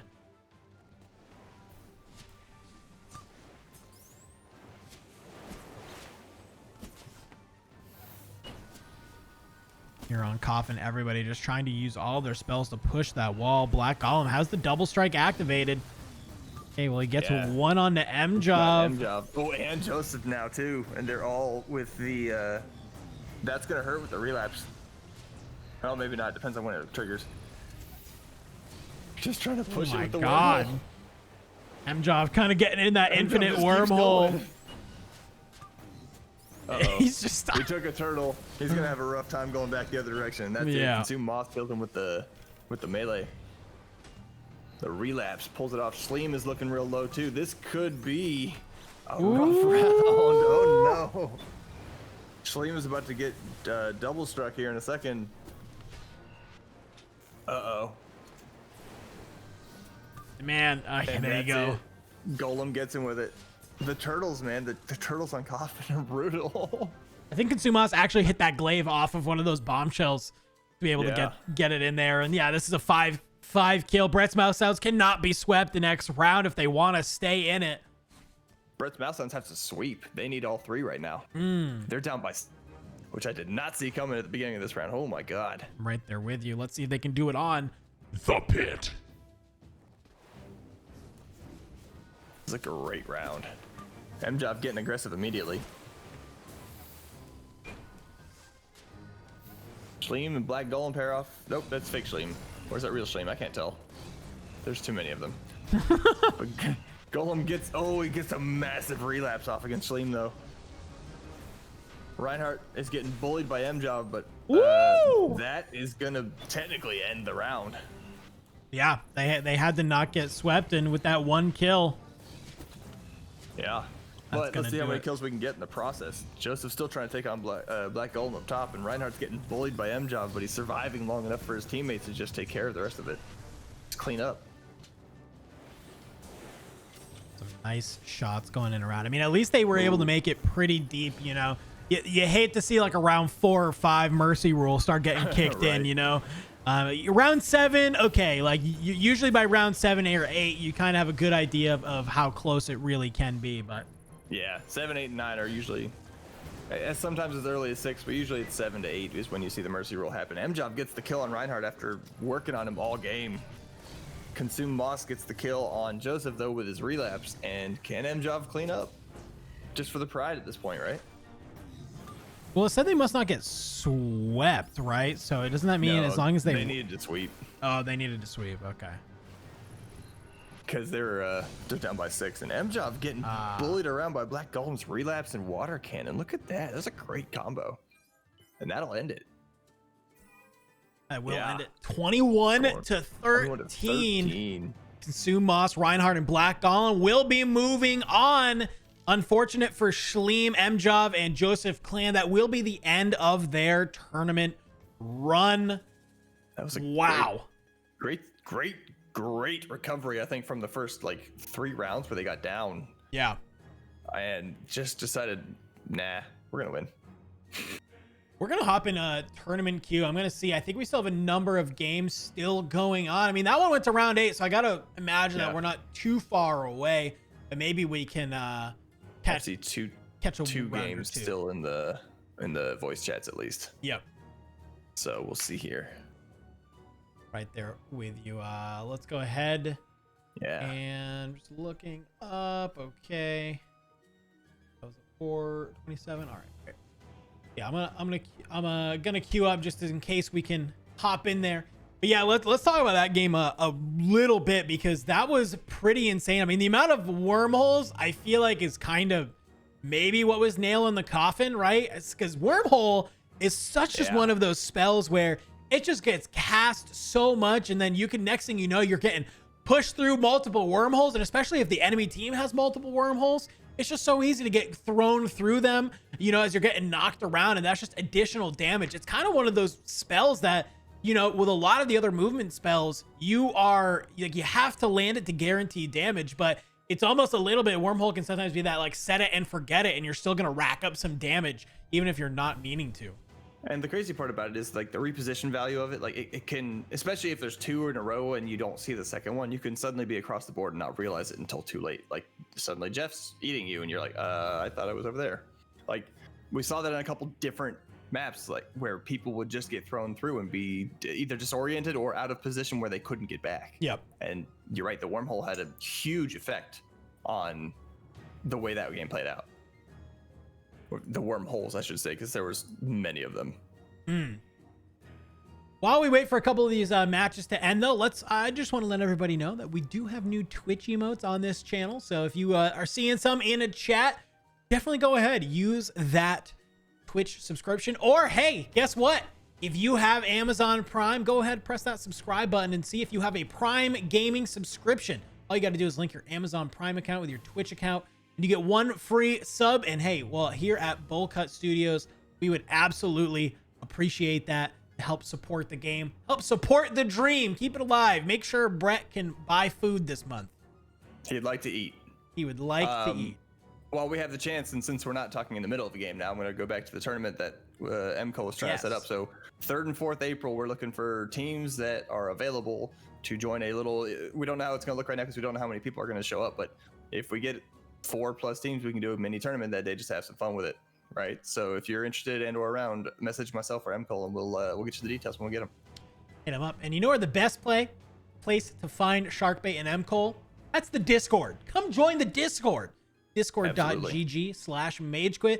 Hop on in. We got community nights rolling. This is just a night where everybody likes to hop in, play some games together on specific nights, so you can get to learn about some more people, get to play with more people on a very specific night. You can sign up for tournaments, see new patch notes, know when there's betas and stuff going on, all kinds of fun stuff. And I want to give a huge shout out to MJov there, getting knocked out in the tournament, but coming in and winning in our hearts by gifting being generous 5 tier 1 subs to people in the community, as well as M. Cole. Wow, you guys are wild. You guys are wild. And it does look like insanity. Does look like that first round is done. Everybody is done their games. So we're going to be getting ready to head on in to the semi-finals. Woo! Semis already. Look at that. It's going to be close. Let's look at the matchups here. Who won?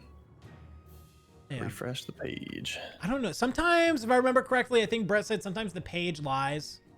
So well, then we'll wait and find out. Yeah, I usually just like to wait until the Discord thing spits out all of the matches to figure it out. Fair point. Because hey, it's hard. But yeah, hey, thank you everybody for all the support while we are in here and waiting for these next games to get rolling. I don't know what so can somebody explain to me what this emote is? Like what? What is this? Is this the bombshell? I can't tell. Like the turtle face? That's the summer staff. Ah. It's the summer staff. It's like a little octopus on top of a staff. It's got a little mouth. It's kind of funny. Hey, Bono with the 5 tier 1 gifted. Thank you so much. We appreciate that. Brett gets to eat this month with all of this money. Thank you so much. We're super excited to be able to gift all that. And an anonymous gifter with another one. Oh my gosh, you guys are championing this hype train. We absolutely love it. You guys are insane. We got so much community support going on right now. If this is maybe your first time tuning into MageQuit, this is the type of support that you get in this community. Everybody loves playing with each other, helping each other out, helping everyone get better. It's all after every game. It's just GGs. People say, "Oh, that was such a nice, nice play, nice shot. That was an insane combo." Nobody's toxic around here. That's a little bit by it's a great design. Community. So, I'm waiting. What are we waiting on right now? Come on. We are waiting on. If you are here in the tournament and you made it on to the next round, queue up. Gosh dang it. We're on the semis now, right? We are on the those semis individually. We are doing those individually. If people can queue up soon enough, we'll be doing them individually. Touche. Yeah, because we got to run through some. Hey, here we go. All right, we're heading into game. Let's go. Ooh, this is about to be a good one. Yeah, we have Zykora, Consume Moss, and Scuzzlebutt going against Moose, Intel Squirrel, and Reinhardt. Woo! This is gonna be sick. And we got the wind, earth, nature, and sand elements going with this one. Zykora grabbing the rock shot and Moose grabs the tonic, and they're both down. So all that's left are gusts and echoes, and those things have some pretty high knockback and have various benefits. But I think Gust is probably the better long-range pick here. Unless someone's really good at landing echo, at which point that the calculus changes. But Gust is super good. And just to kind of give you an idea, the other semifinal that we're going to be watching is Black Golem, Kieschen, and Brawler going against Silent Pickle, Flash, and Pyro Sousa. Ooh, that'd be a good match too. That's going to be a fantastic match. So lock it in. We got 2 games back to back. We're going to be rolling them pretty quickly here. So let's go ahead and see what we got going on.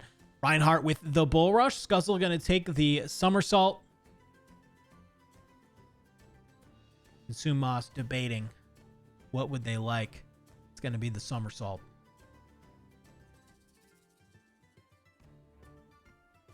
Gonna think about it for a second. I don't know. I'm surprised the Bull Rush is falling that low, but I understand. Somersault's pretty good too. Well, and the wormholes. Intel Squirrel's going to grab the wormholes. Zykora going to have their option after Moose takes away that last Bull Rush. Do they want the wormhole or do they want the toe Do they want vine? the chaos? Yeah, I kind of feel like maybe this is just me. I think you take the toe vine, but he's going to take the wormhole, of course. And we're going to sports in this first game. Sports will be interesting because there's a lot of knockback on a lot of these spells. Just gotta make sure you don't let the puck get behind you because someone could snipe it from range, man. Ooh, Moose though. Good shot. Oh my gosh. Off the bat. Reinhardt follows up with another bull rush. Dude, gusts everywhere. This is nuts. Reinhardt does have the echo too, so could use that to their advantage. Somehow just barely dodges the puck, and Scuzzlebutt takes all of that damage. Yeah, Scuzzlebutt's the one who eats the whole entirety of that puck instead of Reinhardt. Barely missed it too. And I don't like that Moose is the one playing defense right now because he's the one with tonic. I think that's why he's playing defense, is because no matter what, if he hits something, it's good. It's true. Like if he hits his teammate with tonic, great. If he doesn't, great. It's good either way. The problem is he's also now one of the few. Intel Squirrel looks like he's having issues there. I'm guessing there's a disconnect and/or a controller broken right there. Well, we'll figure out. The map is trying to keep everybody in here. Ooh, and Moose kills Reinhardt with the puck. Wow. Okay. It's tough to see and tough to line that up, though. Yeah, this is like, okay, well, he just has the tonic right now. Yeah. I wonder what happened if everything's okay over there. Oh, and Moose might get the... Oh, just not enough. Oh, he almost sniped it. Man, I mean, he could if it's just a little bit closer right here. Yeah, he's going to go for it. He's going to go for it. You might as well, right? Get some good damage. Oh, he might be able to kill Consume Moss there with the tonic. A well-placed tonic, and he can get him. Ooh, gotta be careful. He's waiting for that bull rush to come back. And there it is, if he times it correctly. And he does! He was almost there, dude! Right in the corner. He, like, still could, like... He can still pull it off, but the core lands the rock shot to end the hope for that one. Wow. Hopefully Intel Squirrel gets his controller fixed, because I don't know what happened there. Or keyboard, maybe? I don't know, man. That's a... just wanders off. Yeah, I mean, we'll learn. We'll see what's going on. I'm sure if there's actually an issue, they'll let us know. But quick 3-0 for the North Pole Elves over the double donks. Gonna be trying to figure out where to go from here. Consume Moss going up to the top. We're into the melees. Let's see what we have here. Grabs the relapse. Followed by a sustain from Scuzzlebutt. I'm guessing I'm guessing the which one's which? Is North Pole Elves the lighter red team? I'm going to assume they're the darker red, because like their card matches more closely with what it is. Gotcha. That's true. Yeah. So Reinhardt, Intel Squirrel, and Moose, I believe, are taking their time to get something fixed. Maybe that's why they're also the fact that Consume Moss and Zykor are the ones with kills, and they're the only ones with. Oh, you know what? That would make way more sense than whatever I was thinking. So. Which was clearly not thinking. If it makes you feel better, I didn't realize till I like 5 seconds before I just said that. So that was my thought was like the Reds match better. Yeah, Reds match better. It's not anything to do with the score. Reinhardt takes a lot of damage right off the start here with a couple of those rock shots. You're seeing these wormholes kind of come into effect. Yeah, Scuzzlebutt went through the wormhole, and they're trying to move the wormhole off the edge and throw somebody off. It didn't quite work, but it is kind of hilarious when that does work. And Scuzzlebutt eats another bull rush. Taking a lot of damage in the process here, but they're doing a good job using the wormholes to push the wind wall and preferably do damage. And it's interesting the damage spread here. 2 guys are low on the left, 1 guy's low on the right. Yep. And if they can land that last one and make it 2v3 though, it's a whole different game. Oh, Intel Squirrel gets hit by that wormhole. Yeah. Zykor does a great job shooting that one. And Scuzzlebutt will get the kill. Scuzzlebutt will actually go down to Intel Squirrel. Finally, Consume Moss, though, gets the kill. Zykor gets the kill on Reinhardt. Moose gets hit. He's only 1 shot away from going down. And Zykor is going to try and get this infinite wormhole going, maybe? And Moose do it again. He almost pulled it off last time. Don't get hit into the wormhole. He gets the hit, but doesn't get the kill. Going up 6-1. I mean, another 3-0, and we are already getting into Mercy Rule territory. The secondaries getting picked up. Boomerang, Sap Shot, and Time Bomb. No friendly rock this time. Lots of healing going on. I wonder, Moose is gonna grab the Time Bomb. You're gonna see both boomerangs immediately get grabbed. Man, no one grabbed the leech. Triple leech is great. Well, I don't know. Maybe they're feeling okay with it. Yeah, maybe. I mean, I guess we're about to see, because it was the I think it was Zykora and Consuma, so the last two in the draft, and they were both able to grab both of those leeches already. So Moose is eaten by a leech. If it's better, we'll probably see why. Oh, Reinhardt gets a bull rush off, and somehow Zykora is all the way out in the middle of nowhere and stuck. So if they can bully both of these guys, they have a chance to make a 3-0 here. Intel Squirrel doing a good job keeping Scuzzle off, and he and Zykora are hurting bad. Oh, Zykora! Oh, the Reinhardt bull rush through the wormhole. Yeah. Oh my gosh. And Moose with the tonic will take down Scuzzlebutt. So this is going to be up to Consume Moss. I think if you're Consume Moss right now, just try and get at least a 1, right? Don't let them get the 3-0 to completely eliminate one of those earlier rounds. Yeah. If you can get a kill, you salvage at least a little bit. And if you can't, it's okay. But you definitely want to get 1 if you have the opportunity. Man, I think what caused that round just to maybe not go the way they wanted was Zykora just very early on was just kind of yeeted out into the Kool-Aid there, was trying to make their way back in, and then just it looked like Reinhardt was able just to kind of gatekeep a little bit, hit that bull rush as he went into the wormhole, and just no bueno. Yeah. No way coming back from that one. Scuzzlebutt grabs the Vanguard while Moose considers his options. Grabs the Rewind after some contemplation there, which I can't blame you. Rewind I like the best of this bunch, though Deflect is also pretty good.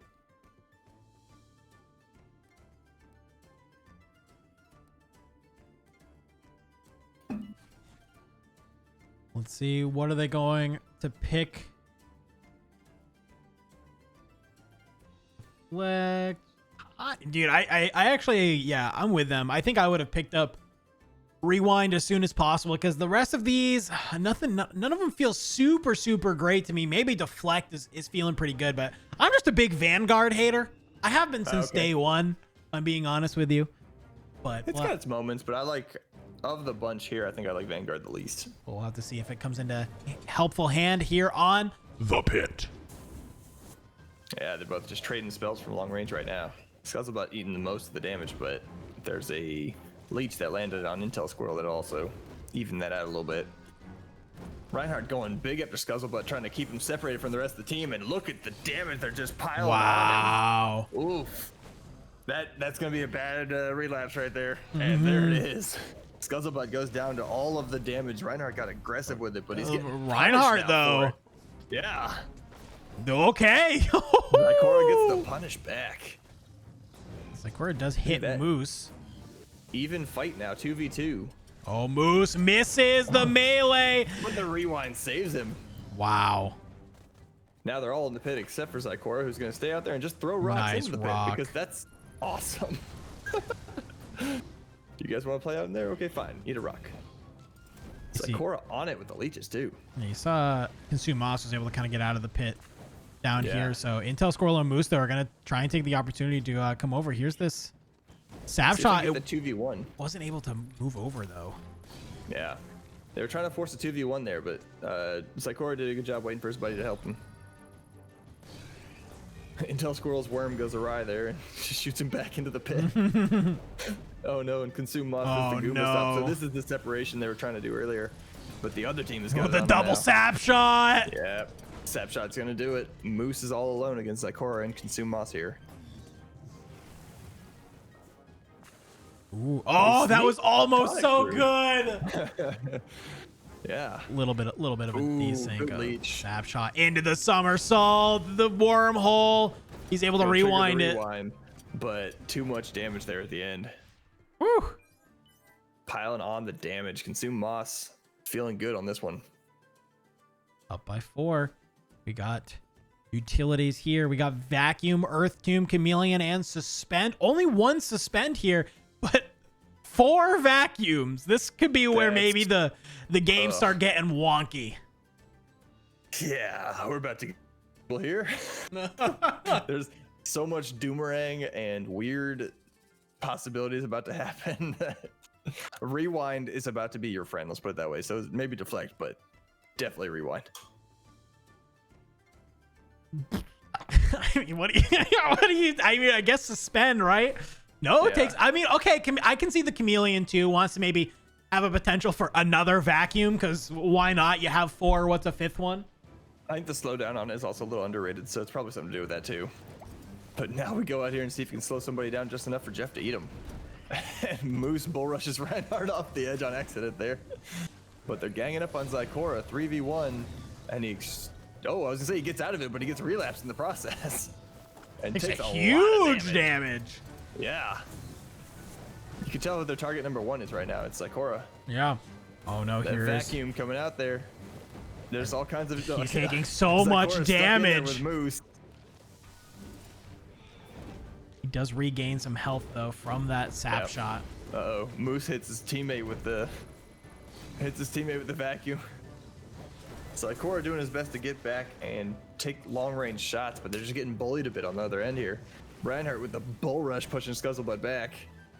Yeah, Scuzzlebutt doesn't really have the health to be one of these frontline players to keep Zykora alive, so it's going to be a little bit awkward.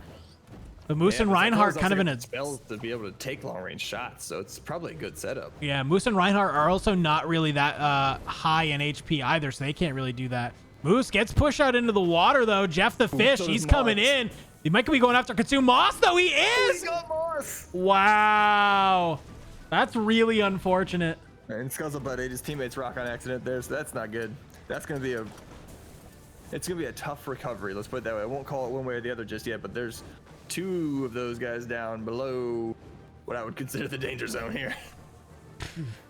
Intel Squirrel gets Scuzzlebutt, and Moose and Reinhardt are just gonna heal up while Intel Squirrel just takes Gust shots, because Gust will kill. There it is. Wow. Gust will get the kill. They just are sitting over here just chilling in the tonic the entire time. And just like that, it's a 1-point game going in round 6. Look at that. This is a great match too. We have 2 Jetstreams, 2 Fissures, 2 Anthonys, and 1 Cyclone. Of note, the frog's name is Anthony. The frog's name? His name is Pons de Leons, but everybody just says your name is too confusing, so we call you Anthony. Anthony's the correct one. It was actually voted upon on a live stream once, and because of that vote. Can we call him Tony's? Can it be Tony the Frog? This Tony is the Anthony. Frog. That's an acceptable nickname. And Tony. Hey, it's the frog, Tony. Tony, come heal me.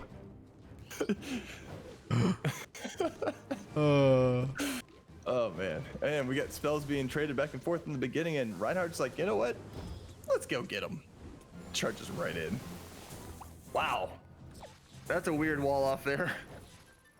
2 fissures missing causes a big wall to come up in the middle, and no one really capitalizes on it, although Consume Moss is about to get beaten up by vacuums. It's just like, oh, they're all vacuumed together while he's sustained. Yep, Kind of just all leave getting him there. stuck. And Consume Moss thankfully able to get out from Zykora. There's a time bomb though. They try to follow it up with another time bomb, aren't able to. Everyone's just getting chip damage going here. Nobody's getting some crazy stuff happening just yet, but there's been some close ones. Moose, on the other hand, is out in the muck and might have a problem now. Ooh, Zykora's Zykora. Like, oh, the Ooh, Fissure! Good fissure. No wall with way. Oh, Ooh, nice deflect from deflected the Zykora. Jetstream. Gets the relapse off. Moose does a good job getting the vacuum out there for the Doomerang, though, and Scuzzlebutt's gonna have a rough day as Wow. he just can't handle that. Oh, man. The sap shot, though, is that going to be able to bring down Moose? It's not. Doesn't quite, but the follow-up Gust does, and Reinhardt just bullies Moss for killing his teammate there. Good somersault from Consume Moss. Uh-oh, Anthony coming out. Until Squirrel says, no, I want it. Who does the fissure? Oh, he doesn't curve it. If he curved the fissure, he would have hit the frog and Moss. Oh, that would have been so good. Tony coming in for some clutch healing. Reinhardt has been on it with the bull rush today, man. Just been throwing people around. Puts a rewind up, though, and he's out in the muck when it happens, so I'm not sure that's a good play. That's a good reaction, I guess. The relapse follows up and puts a lot of damage on him. Does he do the Cyclone into the bull rush? Oh, God. So close. Man. Reinhardt's just dodging everything. Literally any spell that hits him right now will 100% take him down. Boomerangs and die and be happy with it. Ooh, the double fissure. Consume Moss. Moss gets hit by his teammate. Oh, Dude, no way, no way, no He's got way. nothing There's the frog of life. Zykora, get over to it. left. Who can get Anthony on their team? Oh god. Oh, Zykora, okay. Zykora versus a 1 health Reinhardt. Man. This has been an intense match, man. Ow. Keep banging my knee on my table here. Throws it out. Zykora, oh, The nice. no, the vacuum. Oh, wait, They misses both the miss melee. They're on top of each other. The Zykora! No way! Bull rush. Oh It's an even fight. my god. Oh, and Reinhardt gets it with the boomerang. He survived that long No with way, dude. Holy. And that ties it up, man. Wow. They really want to move on, don't they? They really do. Hey, our first semifinal is going to be spicy. This is nuts. All right, we got Consume Moss and Moose in the bottom left, Reinhardt, Scuzzlebutt in the top right, and Intel Squirrel versus Cora in the bottom right. Vacuums are about to make this thing confusing. Yeah, we know that there are a couple sustains here. Intel Squirrel's going to try and throw Zykora out, but the And he wormhole. doesn't quite get it. He lands on the ledge. Wow. Oh, But he no. lands another one. He lands another one. He still has the Is he wormhole gonna throw up, him though. out? Oh, he Wait. gets thrown through the wormhole again, though. What? What is happening? Oh my god. Zykora, man. just too good. Oh, does get petrified though. Hit him with the sustain. He lands it. I don't know if Zykora sustain. can get out of this one. Moss is beating up Moose in the process, though, so it's about to be an even trade, I think. And, Oh! yeah, Zykora gets eliminated, but he does a lot of dodging on the way out. Oh, Moss. Oh no, Moose, Moose, Moose. Woo! Oh my god, Moss and Moose. Dude, this is so wild. He missed the melee. Oh no, Squirrel. Oh, the vacuum. Reinhardt finishes off Scuzzlebutt, though. It's a 3-on-1 if they can get it right. Let's consume Moss. His movement's up though. Yeah, he's right there. He's staying in it. He's still there. It's still a game. Nice rock block to block the fissure. Moose is about to die to the sap shot from Consume Moss, who makes it at least salvageable from here. Oh no. Squirrel with the freaking sustains, though. Oh my god! Please tell me that was the double donks who did that. I hope they so, got the man. double donk. All right, here we go. North Pole Elves cannot lose by more than 2. Double donks just did the double donk. I think that's fitting.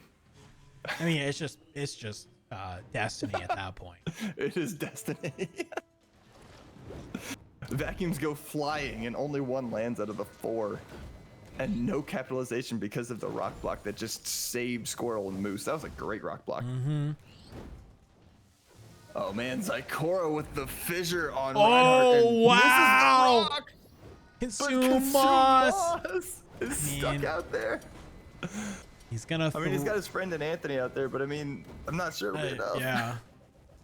Taking about 2/3 of the lot of HP damage. down. Does land the Moose sap is shot onto getting Moose though. bullied, Yeah, Moose is getting bullied by those two. Zykora and Consume Moss ganging up on him, but the rewind. He got the rewind, and Zykora immediately hits him with another one. I know. The vacuum does some damage, but it just does some disruption mostly. It doesn't seem to do a lot otherwise. The fissure goes out and just misses Scuzzlebutt. So you heard him say they couldn't lose by 2, so if they Yep, can they're bring still down online. Reinhardt pretty soon here, they should be feeling good about pushing this to another round. Yeah. Oh, and Reinhardt just misses the vacuum. Misses the whoa, charge. whoa. Does the second charge and just gets stuck. It's all you, Squirrel. At this point, it looks like it's going to go another round. Yeah, but any kills that Squirrel can get here is just going to put on even more pressure in these future rounds. This is round 7, I believe, so we still have 2 more after this. Oh, man, they're just ganging up on him, though. That's a rough one. Gonna try and put him out. Yep. Oh, and the fissure Oh. landed. Nice fissure. Nice aim. Oh, that was round 8. This is the last round. Oh, and wow. North Pole Elves have taken a 1-point lead. Okay. Let's see it. 15-14. Are we going to see a showdown, or are they just going to knock it out of the park here? This is still anybody's game for sure.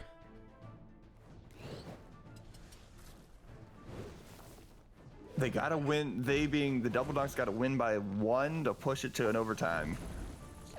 Otherwise, they're gonna go home unhappy. But this has been a great match regardless. Reinhardt eats a fissure, but the rewind saves him from the damage. Gets a nice bull rush on Consume Moss over there, and if they can keep Zykora out in the lava, that's gonna be a bad day for him. But he does a great wormhole swap. Yeah, he's able to kind of keep Reinhardt out there now, answer back a little bit. Definitely not the same amount of damage. Moose hits the bull rush though. Zykora trying to stay alive. Zykora's done. Reinhardt got his rewind off, so he might go back and save himself some damage there, but he's gonna be hurt and he needs to come back. Moss doing a great job punishing him for being off the edge there. Mm-hmm. Oh, there we go. There's another. Vacuum blitzing left and right, but there's a great bull rush and his fissure. Scuzzlebutt. As he's jet streaming. Oh man. Can he get Reinhardt just dodging everything except his teammate's wormhole. Oh, there's another vacuum though. Scuzzlebutt goes down. Can they do it? Can they pull it off? Yeah, I mean they were looking like it. Oh no, Consume Moss is vacuum time bombed and he gets the kill on Reinhardt. If he gets one more kill, it's gonna go to OT. Yeah, they need. Oh, he's dodging everything. He really is. The jet stream goes out from Moose. The Anthony comes out. Oh, and he gets blocked by his teammate who gets bopped out there. No way. Get 1, 2. There's the tonic though. One more hit and Intel Squirrel is gonna go down. The wormhole. Oh my gosh, the rock block. Oh no. Oh yeah, this might be bad. Oh, that vacuum is bad. Bad news for Consume Moss. He can maybe survive long enough and get it. Yeah. Oh. Wow. What a finish. Oh my god. And that's gonna do it. The double dunks. 17-16, gonna knock out Consume Moss, Zykora, and Scuzzlebutt. They will be moving on to the finals. Let's bring it back on. Let's hop in tournament queue because that other semifinal is getting ready to go. We're just gonna rip through these last couple games because our players are ready to play. They want to be able to come in. So oh, that was an unreal match. That was insane. The combos that were there. I mean, a couple times it seemed like they just kind of picked up kind of halfway through the match that, okay, we just need to focus Zykora every single time because that's basically what happened in the back half of that match. Yeah. Zykora just didn't get a chance to play. He just got bullied the whole time and it was nuts. All right, man, look at this. Keechin Black Golem Brawler versus Flash Pyrosus and Silent Pickle.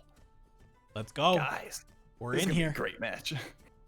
We're going into it. We got the hooked on tonics going against Chad's style points. We have fire, water, electric, and metal.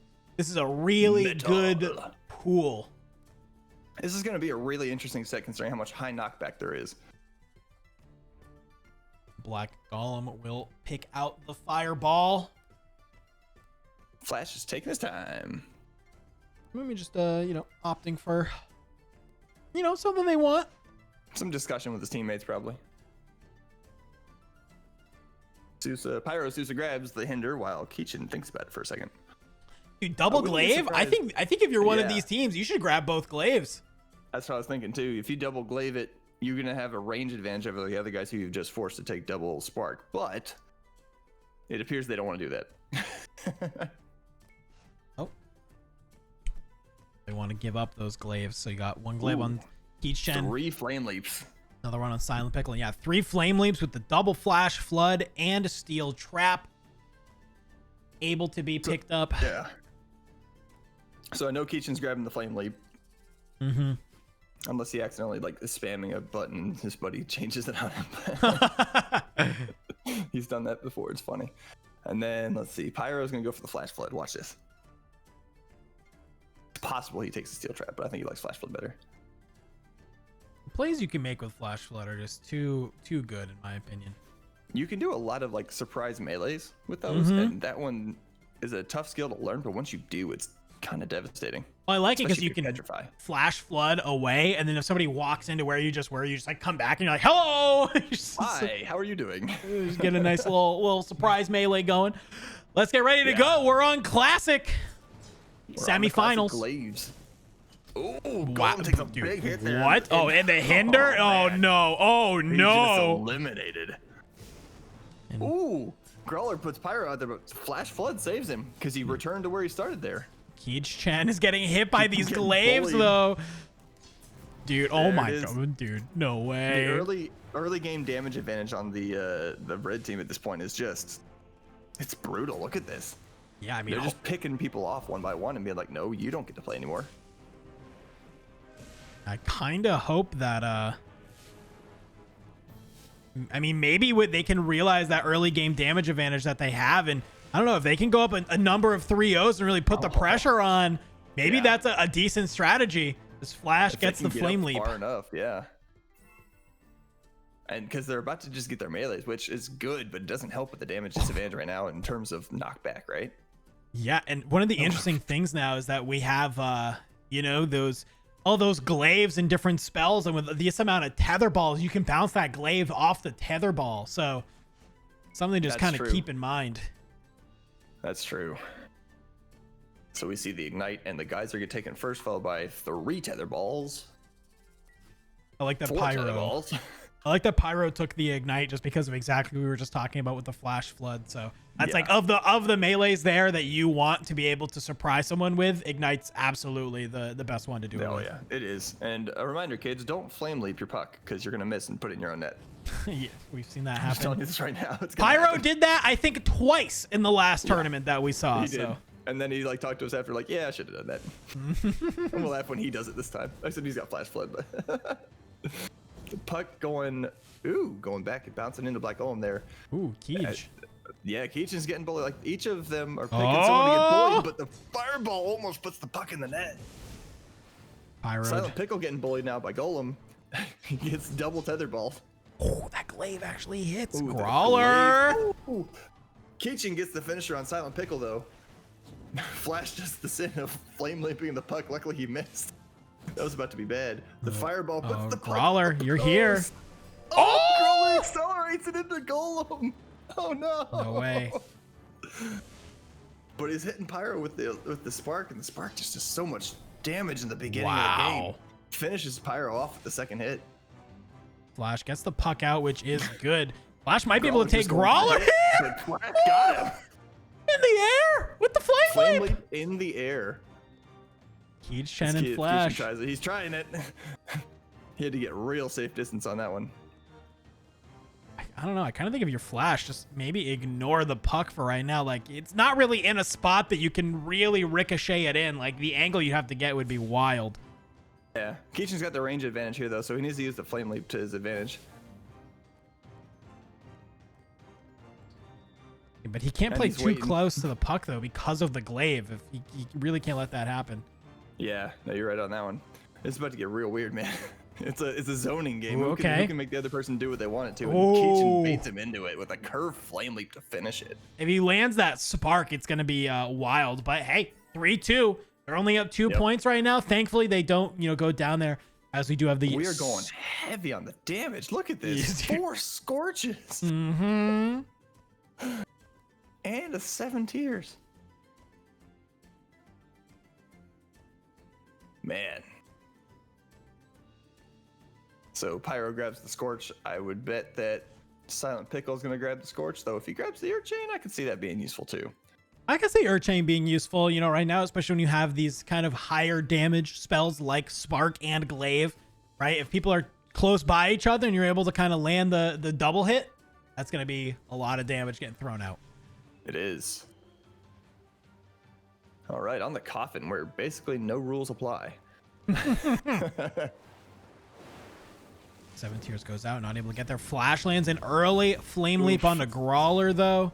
Yeah, Grawler's With this taking a bunch of Urchain, damage to the though. profits, but Pickle gets flung around by the steel trap. Ooh, that bug's dangerous if it lands. Nice jump by Flash into Grawler. Oh, I thought that was it. I thought that was too, man. That was close. Oh, that Glaive. Flame leaps. The flame leaps are going everywhere, right? Look at this. Mm-hmm.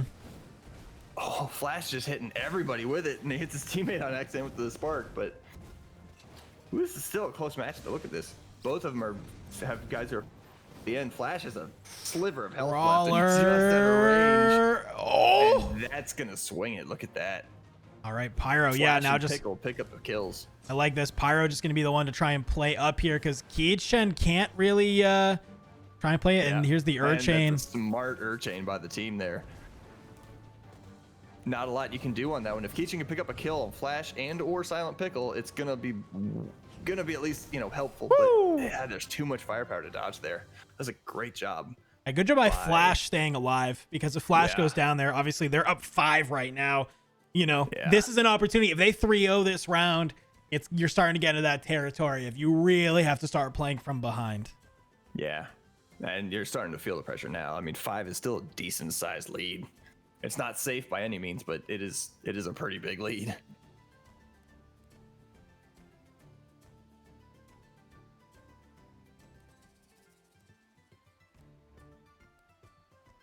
Let's see, Black. Was considering his options. Yeah, I mean, I don't know. The amount of stuff that's getting thrown around here, I would just say grab the Pillar of Fires. Pillar of Fire is great. I like Discharge because of the random pull that it does. So if you eat a big shot and you have it on, it pulls them towards you for shenanigans on like Volcano or something like that. But both of them are useful for different things. I think the Spitfire defense is why he took the Pillar. Ooh, nice Flame Leap by Keechin there to get Silent Pickle separated from his team. Can they capitalize on it though? It appears not. Brawler gets separated as well. And we have the exact same situation in the opposite direction. The Steel Trap is just going around. Silent Pickle, huge damage. There's a lightning bug, and then this is the follow-up. Pickle might be done for.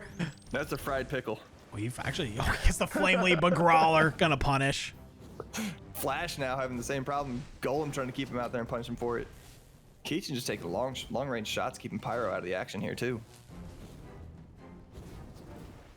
They're just switching. They're doing a great job of coordinating targets. Like whoever isn't getting picked on by the one, the other two are like, well, let's just get this guy out of here. And Flash goes down to the same tactics they were just using. Keechin lands the glaive followed by a flame leap too for heavy damage on Pyro. I mean, if Pyro can take out Brawler here, that's definitely going to be really good. But the glaive does hit. Flash floods. Lands the hit onto Brawler, comes back. Black Golem's right here, though, trying to land that trap. The Scorch has come out. Keechin can't land it. There's the glaive. Pyro, though, will pop the discharge, trying to hold on to it, but the 7 tiers is too much. The 7 tiers will end it, and that's a 3-0 the other direction. Look at that. It's back to a 2-point game. This is just going back and forth the entire time. Here we go. We got 1 Flame Leash, 1 Capacitor, 2 Water Cannons, and 3 Reflexes. I wouldn't be surprised to see the Reflexes go last because popularity of the other 3 is just too much through the roof. Capacitor is my favorite spell in the game, so. Hey man, I just think it's so good, especially when you have things like Flame Leap and, you know, Bull Rush, Urchain, pick your favorite. They're all fun. Go hug a team. Woo! Pickle eats a few tiers there. Takes some damage in the process, but is able to get in there and cause some havoc to separate the teams out, though. Ooh, Brawler with a nice spark onto 2 of them, but Flash lands the Flame Leap, sending him out into the Kool-Aid. Silent Pickle having the same problem. Each team is able to separate one member of the other team and just pick on them, and it's a race to see who can kill the other one first. Well, Black Golem will get the first blood onto Silent Pickle, but Flash does answer back onto Brawler. So it's going to be Pyro and Flash trying to take down Black Golem and Keechin. Keechin lands a nice hit onto Flash, and Flash can't stay alive. Black Golem gets that kill. Keechin hitting his teammate with the glaive, excuse me, and then it bounces right into Pyro, and there's nothing you can do about that. Oh, the tether ball. Great teamwork by these two.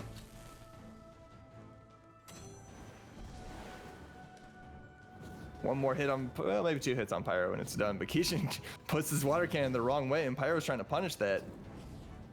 Nice Pillar of Fire. He'll take a lot of damage, but at least be able to get back on land. Tries to go for the Flame Leap. Pyro just doing what he can to dodge everything. Just misses the Flame Leap. Oh no. And that'll probably do it in the muck. Oh, he survived.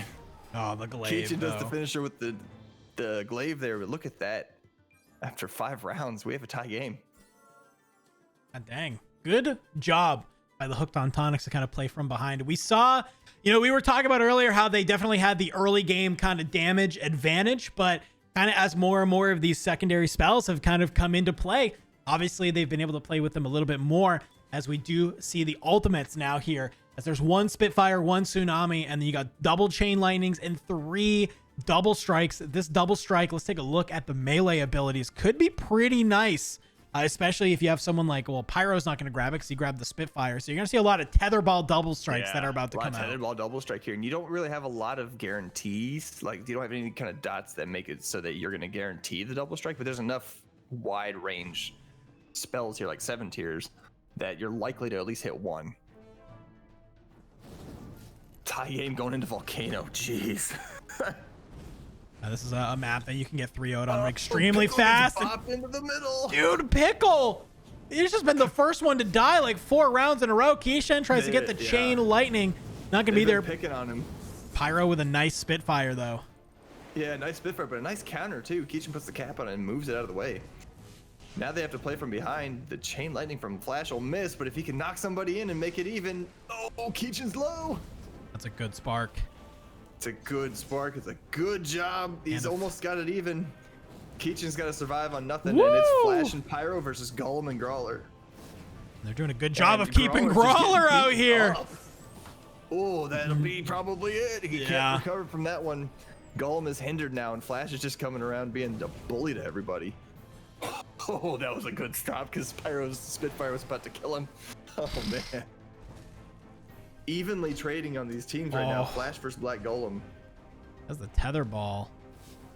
Oh, he's just out of range. Once he gets that Flame Leap, though, once you're in Flame Leap range, he's about to stomp on him, but Golem does a nice hit there. He's gonna pop the Chainmail just to make sure. Lands another Golem's one. Taking shots. Ooh, almost jumps onto the trap. Dodge. Great hit. Oh my god. So close. Pillar of Fire will stop that. Scorch from landing. He jumps nice up dodge over. On the Flame Leaps. Golem, buddy. All right, going up the +1. Golem is dodging those Flame Leaps like I've not seen anybody actually do. That was nuts. Onto the bridges. Jeff is looking for a snack, but I don't know. The way these teams are playing, they're going to kill each other before he gets a chance. So we got Silent Pickle and Pyro going to try and tackle Brawler on this right side as Black Golem and Keichan will take on Flash. Flash is going to come over here to the right side, though. Pickle activates his double strike. It might be a little too early on that one. He's going to get stuck there in the bug, and the bug will throw him further. He's just getting beat up right now. Brawler going to be the first man in. Uh-oh. Flash will be the opposite. I mean, thankfully, doesn't get punished too hard for it. Pickle kind of was able to come over and help out Brawler. Brawler in a bad spot, but Jeff's not paying attention. Pickle is just getting pulled around by Golem. Uh-oh, Brawler and Keichan beating up on Pyro there at least. Oh, Keichan, though! Discharge sends him out there. He's got the Flame Leap. He's okay. Yeah, he's got the Flame Leap. He recovered. That's a great job by Pyro to get out of there, though. Double strike hitting each other, and they're both throwing each other around. I don't even know what's happening here. Ooh, Keichan. Pickle's getting bullied a bit here, and Pyro's just being his ninja self. She's dodging spells. They're like, oh my god, dude. And the hooked on tonics are looking real good right now. Silent Pickle and Pyro are just such a sliver of HP. And like, what is Flash gonna do? Down now too. Oh, they're two separate. Oh, the cap. Pickle's got no health left, and it's just him versus them. And Keichan tries the water cannon Flame Leap and then gets him with the glaive. What? I'm gonna take a look at that. Watch Keichan right here. All of them together. Water cannon into the Flame Leap to bring the gap in. It just lands the glaive. Oh my god! Across the bridge of all places too, right? Like even slightly left or right, and you're off the bridge. So sick. Let's go to Airship. This is round 8. This is getting to be a close game for sure. Yeah. At this point, oh man. The guys who originally had the advantage have got to pull off a win here. Otherwise, Okay, well, this is a good jumps start. Into the rotor. Oh, no. Black Golem going to try to throw Silent Pickle off the edge here. He does a lot of damage. Pickle's hurting, but he's got a buddy in Pyro now to help him out.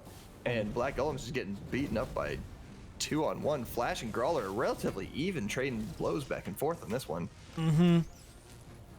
Pickle though. Black Pickle Golem. gets beaten. Golem gets the kill.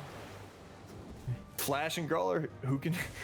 This one might decide the match, because if it's a 2v1 the other direction, Brawler gets the kill on Flash. Oh! And Pyro ends them both.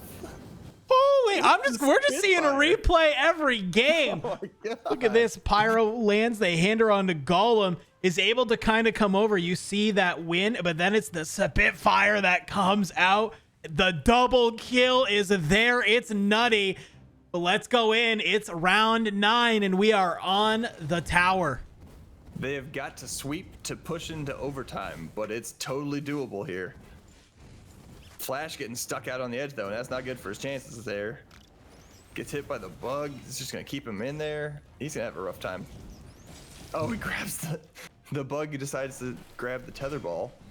Silent Pickle putting work in on Keechin and Brawler there. Yeah, oh, the But chain Keechin lightning. gets the chain lightning.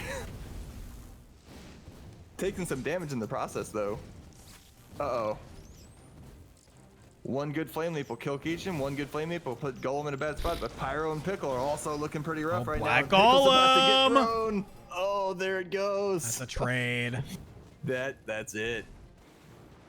Let's see who can hold the tower here. Ooh, Keechin. Keechin's still technically alive. Ain't by much, and he just misses, but Pyro gets the kill, and they're gonna punish Brawler for being in the muck there. Brawler needs to get out of man. the dirty juice, and Nice job by Man. Flash to finish with the Scorch. unfortunate that Silent Pickle went down. Such a close match. Look at this. It's going to be Unbelievable. Brawler, Keechin, and Black Golem moving on to grand final. Silent Pickle, Pyro, Sousa, and of course the third player who I can't read their name. I forgot who it was. I'm sorry. Hell of a match, guys. This is another one that Flash. just went. There you go. It was Flash. Wow. All right. Let's bring it back on out. Intense, man. Let's talk about it. We're here getting ready to do grand finals. Let's hop into tournament Q. We're getting ready to do it. This has been what we've been waiting for all day. The 3v3 MageQuit Shuffle. We're coming in here. People have been battling it out all day, and I'm super excited to see what we got coming in here. So Yeah, man. woo! Shuffle finals. Let's see what we got. If it's half as good as these semis have been, it's gonna be intense on the way. Yeah, I think this is going the full 9 rounds for sure. I think there's been a couple times we've seen, some kind of late mercy rules, like around 8 mercy rule happen, but even then, like whatever, right? Who cares? So I am really excited to see what we got moving on here. We're just gonna queue up. We're waiting for these players to come in. If you're one of these players, Sharky, making it into grand finals of this shuffle, you're obviously playing with 2 other people who maybe you don't play all the time with. What do you think some of the communication needs to be between these players as you're kind of prepping for this grand finals? Hey guys, who do we pick on? Okay. That's kind of what it goes to, Okay. right? Who do you want to mess with? I think that's fine. I think that's Right? I think that's definitely a good strategy. I mean, obviously we saw it work out. They focused Zykora down, right? Yeah. In that earlier game, and that worked. Seemed to be pretty good. It looked like Silent Pickle just got straight up deleted like every game, and it wasn't like he was Multiple making times, yeah. mistakes, right? That's the thing. No. Like, Pickle's a really good player. It wasn't like he was just like, yeeting himself into the lava every round. It was like, oh no, they were like, we're gonna delete you. Sorry, this is now. Yeah, a lot of times what happens is you just get chosen to be the one, and so you're trying to survive it, and here we go. All Look at right. these teams. Oh man. We got Keechin, Reinhardt, and Brawler going against Intel, Squirrel, Moose, and a Black Golem. We got fire, water, air, and dirt. Is this the Magnets, classic? how do Look at they these core work? Elements. This is what we call the ICP draft. It's the Insane Clown Posse draft. This is what it This is is. the original 4. Look at this. 3 fireballs, 3 rock shots, and a gust. Good God, this is gonna be dirty. This is about to be a high damage game with all of these rock shots and fireballs. Sports is going to be insane. You're about to watch someone get 100-0 because of the puck. Probably. I mean, you're gonna get rock shots and fireballs and bull rushes, and it's about to be nuts. So Intel Squirrel going to grab the gust. Keishen's going to grab the rock shot. Fireball for Reinhardt. Rock shot for Moose. Black Golem deciding, do they want just the rock alternating shot? all the way through, right? I think you just grab the rock shot, man. Yeah. I think so. But Fireball's not a bad consolation prize. So, True. Yeah, I mean, you're not really like grabbing something way, way, way better. yeah. The Flame Leaps, the Flash Floods, someone's going to grab the Bull Rush. Yeah, there only being one Bull Rush. I got to imagine we saw Moose do some really insane stuff, so. Yeah, I bet he asked for it. I would be really surprised. Okay. There it is. So, let's see. Keachin's asking for the Flame Leap if Reinhardt doesn't mind. Which I guess Reinhardt could probably grab that somersault, maybe leave Intel Squirrel. The somersault's a good one because the vertical part of tower, they can all three jump onto it is what they're thinking. Yep. All right, we're going to kick it off on Berg. Let's go. This is grand finals of today's MageQuit 3v3 shuffle. This is going to be a heck of a final. Rock shots and gusts all go out and they miss just where Reinhardt was. Ooh, and Brawler! First Flame Leap, followed by Keachin hitting with the rock, putting two of them down to about half. Oh my god, dude, look at the damage that's getting thrown out here. Black Golem deleted. Just getting deleted there. Moose getting picked on next. No way, no way. And there it is. Reinhardt trying to get the jump. Oh. The Flame Leap pushes Squirrel out into the muck. And Brawler going for it. Doesn't matter. That does it. The Flame Leap originally. Look at that 3-0 start. So this is going to kind of maybe remind me a little bit of that last game where, you know, between just having inherently these rock shots and fireballs, you're about to see some really heavy damage early on rounds. But as we pick up some of these defensive and utility and melee spells, I think you'll start seeing it kind of even out a little bit. But maybe the meme streams can come out swinging and maybe get up to a pretty sizable lead to start it off with. As you see, Moose and Black Golem both pick Petrify. The only difference here, though, is the primary spells for the last one that was doing such a high damage had short range. This one's such a long range map. True.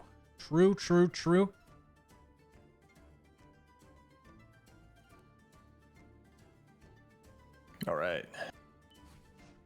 Looks like they got 2 Petrifies and a Ignite, followed by the pushes for the other side. So they're going for the movement while the I already forgot the team name. The red team is looking to put people in their place.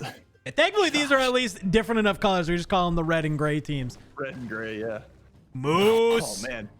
Moose lands a rock shot, eats a rock right after it. And he has to already burn the movement ability to get back in. Thankfully, they're able to capitalize on it. Growler, though, lands onto Intel Squirrel, but Moose, they land the Petrify onto Growler. Can they follow it up? They're trying to keep him out of there, but Golem got stuck out in the lava himself. This is...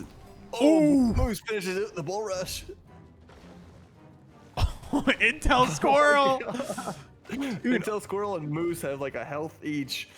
Dude, kind of all onto Black Golem right now. You see Keishen with the health pool. There's the Flame Leap, the dunk. Black Golem takes down Reinhardt. The Flame Leaps are all out everywhere here. Keachin's got to pick his target. I almost think he has better shots on Golem right now. Yeah, I mean, he does have these longer range spells. Ooh! Oh, when I say that as he lands a curved Flame Leap in the Intel dodge, man. The dodge. Rock Shot and Push versus Rock Shot and Petrify. Both of them also have a Flame Leap. These are very similar sets. Oh no. Oh, yep. Okay, The there you go. Yeah, the Petrify punish there. Oh, but he lands a rock shot to immediately even it out, though. Come on, Keachin, you got this, buddy. Let's go, Black Golem. Trying to just find an opening. Keishen just trying to hit some of these rocks. Black Golem pops the Flame Leap. Keishen into the Flame Leap range. Yeah, he's gonna punish him for it. Absolutely. Look at that Keishin going to 5 kills, keeping the draft order interestingly good for his team still. Like, so they may be up by 4, but they have good draft spots. Yeah, you can see, and that's gonna come in clutch for them as Growler will take the pet rock immediately off the table. Intel Squirrel and Black Golem gonna grab the 7 tiers. I like that. They want to grab these long range spells to be able just to kind of, you know, fire off from across the map. I agree. I expect the two. Well, I don't know. At this point, you're pretty good between Boomerang and I would prefer Scorch, but Boomerang's got its uses like. But all of these, there's no wrong answer here. I don't think.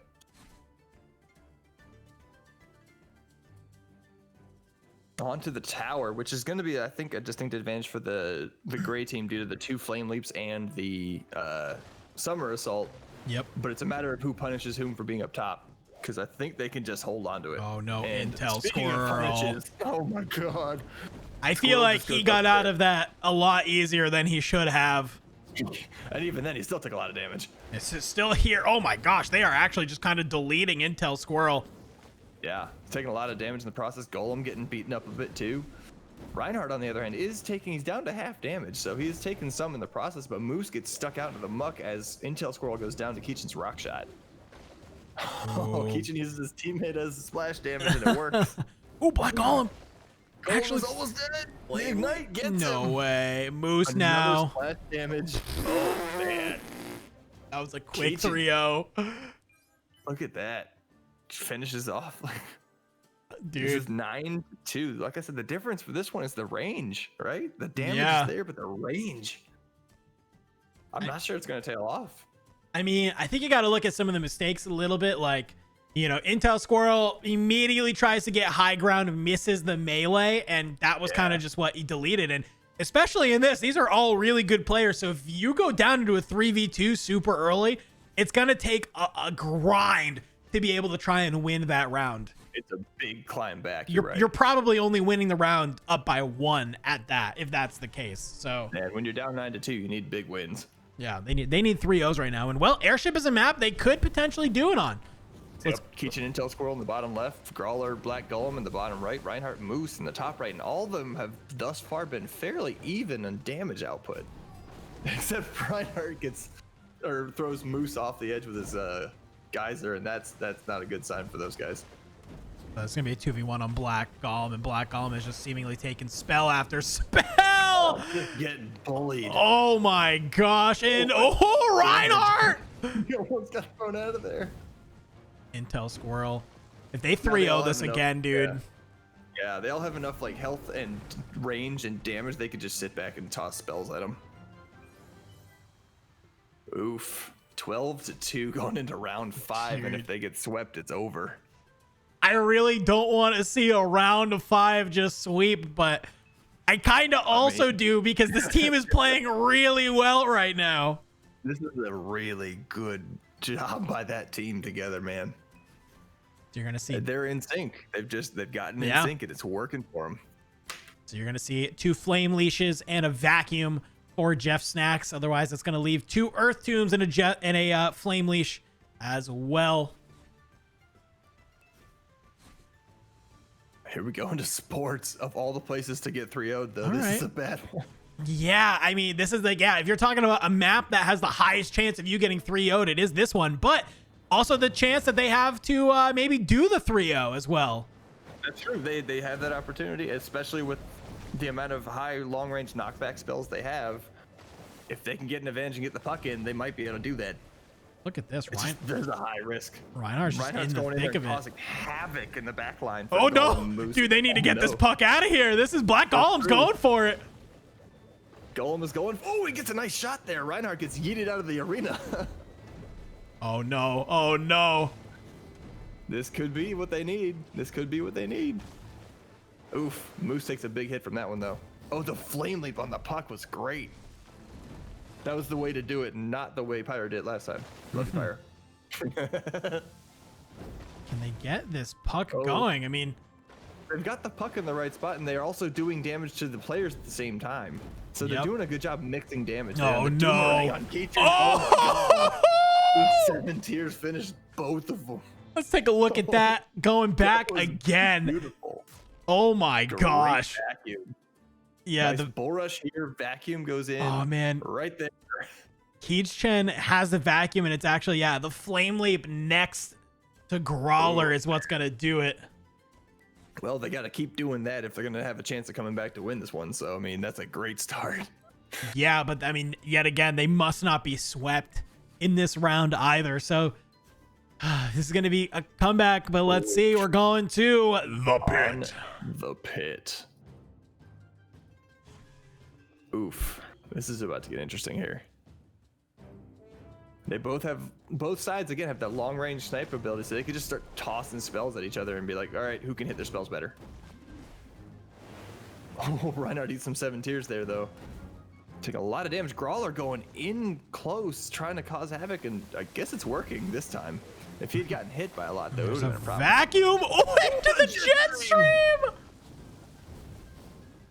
Okay, well, this is what they needed. Beaten up by a pet rock, though, which is a little ironic in some ways. But you can see Brawler still alive, which is not what I expected when he originally went in like that. So he's doing a good job surviving. That Intel Squirrel's really low on health, and there it is. Gold. There's his Brawler off. All right, they're coming back into it now. Yeah, they're making good plays here. If they can keep it going, they might have a shot at it. But Keechin gets Intel Squirrel through the rock wall, pinned him up against it. This is getting a little bit spicy. Reinhardt kind of using that pillar of fire. Here's going to be a Spitfire though onto Reinhardt. They're both teams are backing off a bit, taking longer range shots now that they've gotten the first couple kills out of the way too. I mean, Black Golem's really out of position. They could punish him for this. Reinhardt now just trying to get away. Oh, and he missed. Oh, no. Oh, Black Golem. Keechin gets the kill on Golem for the finisher there, and if Moose can't survive, it's going to be, oh, nice deflect. Wow. But yeah, I think if Moose needs to survive this, I mean, Keechin and Reinhardt are both literally one shot. He has the spells to do it, has definitely the HP, could eat a shot or two to go for it. Bull rushes over. There's going to be the Spitfire. Oh, nice defensive spells, because that's going to keep them all alive. Wow. Man. This is still anybody's match. Yeah, they just have to be careful, though, because if this does go to a sudden death, obviously those vacuums start coming out, and there's the Earth Tomb. Can Reinhardt follow it up? The deflect comes out from Moose, so no more defensive. Oh, Keechin! Oh, hit him with the rock and survived the rock. No way. And the fireball from Reinhardt. Oh, man, what a shot. No way. What a shot. Jeff Snacks got a sweep. Jeff Snacks, yeah. A sweep from here out. Win all 3 rounds, 3-0 to force a showdown. So keep in mind, that gray team, yeah, they have to sweep. They have to get all 3 kills. They cannot leave anything on the board right now as we come into Coffin. A good deflect from Brawler on that 7 tiers. It's a good flame leap by Keechin too, and a nice rock shot following. Uh-oh. Oh, the fissure gets blocked by the Golem. You hate to see it. But nice jet stream by Intel Squirrel there.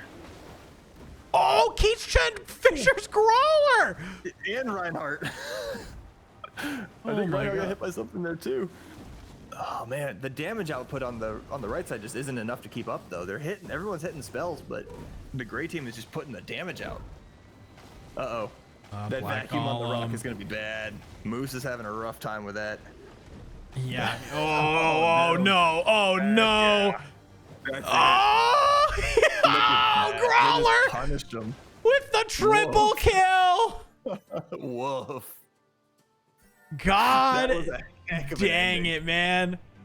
Wow. Everyone's got even damage across the board. Look at that. It's insane. That team was in sync right there. That's how that worked. Unfortunate to Black Golem, Intel Squirrel, and Moose, who will get knocked out, but Reinhardt and Brawler and Keechin will be taking home the dub. I want to watch that final little bit because Brawler just picked up the triple kill, gets the pet rock into the fireball, and lights it all up with that somersault into, well, there's a flame leap from Brawler again. Insane plays coming out there. Woo! Yeah. Nicely done to the winners today. You guys really outplayed. Oh my God. Yeah, you guys definitely deserve the W there.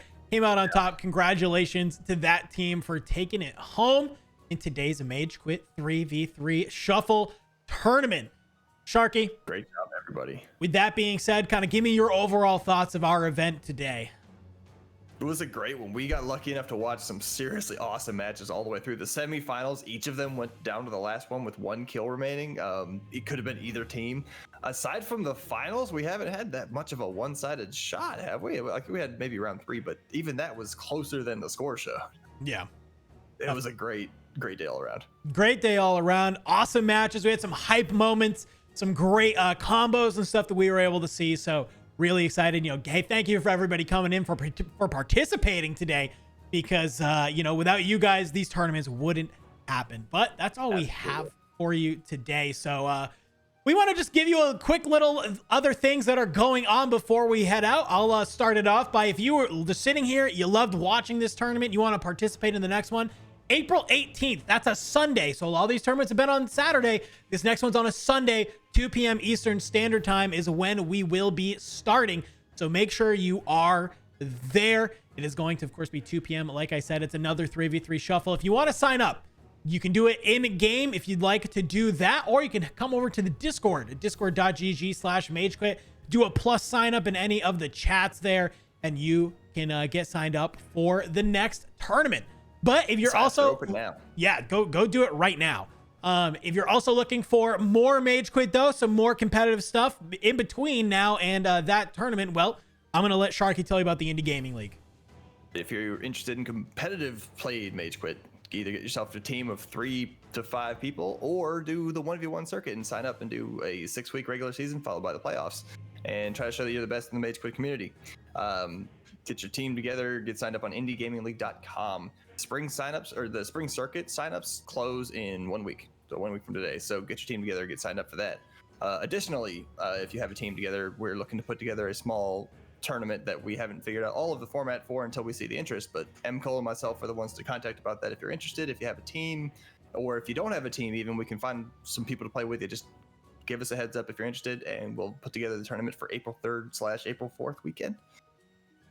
All right. And that's all I got. Awesome. Well, thank you everybody for tuning in to today's broadcast. We love being able to bring you all of the hype and action. I know Sharky and we love being able to sit here and kind of break down all of the plays and get excited over all of the action with you. So Sharky, where can people find you on the internet? What do you got going on? Go ahead, promote the hell out of yourself, brother. On occasion, I do Twitch stream at Twitch, Sharkbait Ooha with 3 O's and 1 H. It's right underneath your face. Oh, hey, it's underneath my face. That's where to find me on occasion. I stream more often when the spring circuit is, or when the circuits are going, because I tend to stream our games and some of our practices or warm-ups and stuff. But that's the general gist of my internet presence. All right, so awesome. That's about it. If you want, you can go find me on Twitter at twitter.com/_Dandro_. And you can also find me on Twitch, like it says right there, at Dandro_. I usually play a lot of FPS games, honestly, but I also do an F-ton of casting. So if you're ever interested in what I got going on, head on over there. You also got that Digging with Dandro show. That's awesome, for the record. Yeah, that's still going for sure. That I need to actually edit like 2 or 3 episodes on and get that going. But yeah, I do run a podcast as well. That's also up there too. That'll be picking back up here soon. So. But yet again, thank you everybody for tuning in. I want to thank obviously Brett and Chad and Erica and everybody in the back who helps make this thing run nice and smooth, because without them, it definitely would not be this smooth. I want to thank Sharky obviously for being here, being my co-host for the day. But we will see all of you right here April 18th for the next 3v3 shuffle tournament. I'm Dandro, that's Sharky, and we'll see all of you next time. Have a great night, everybody.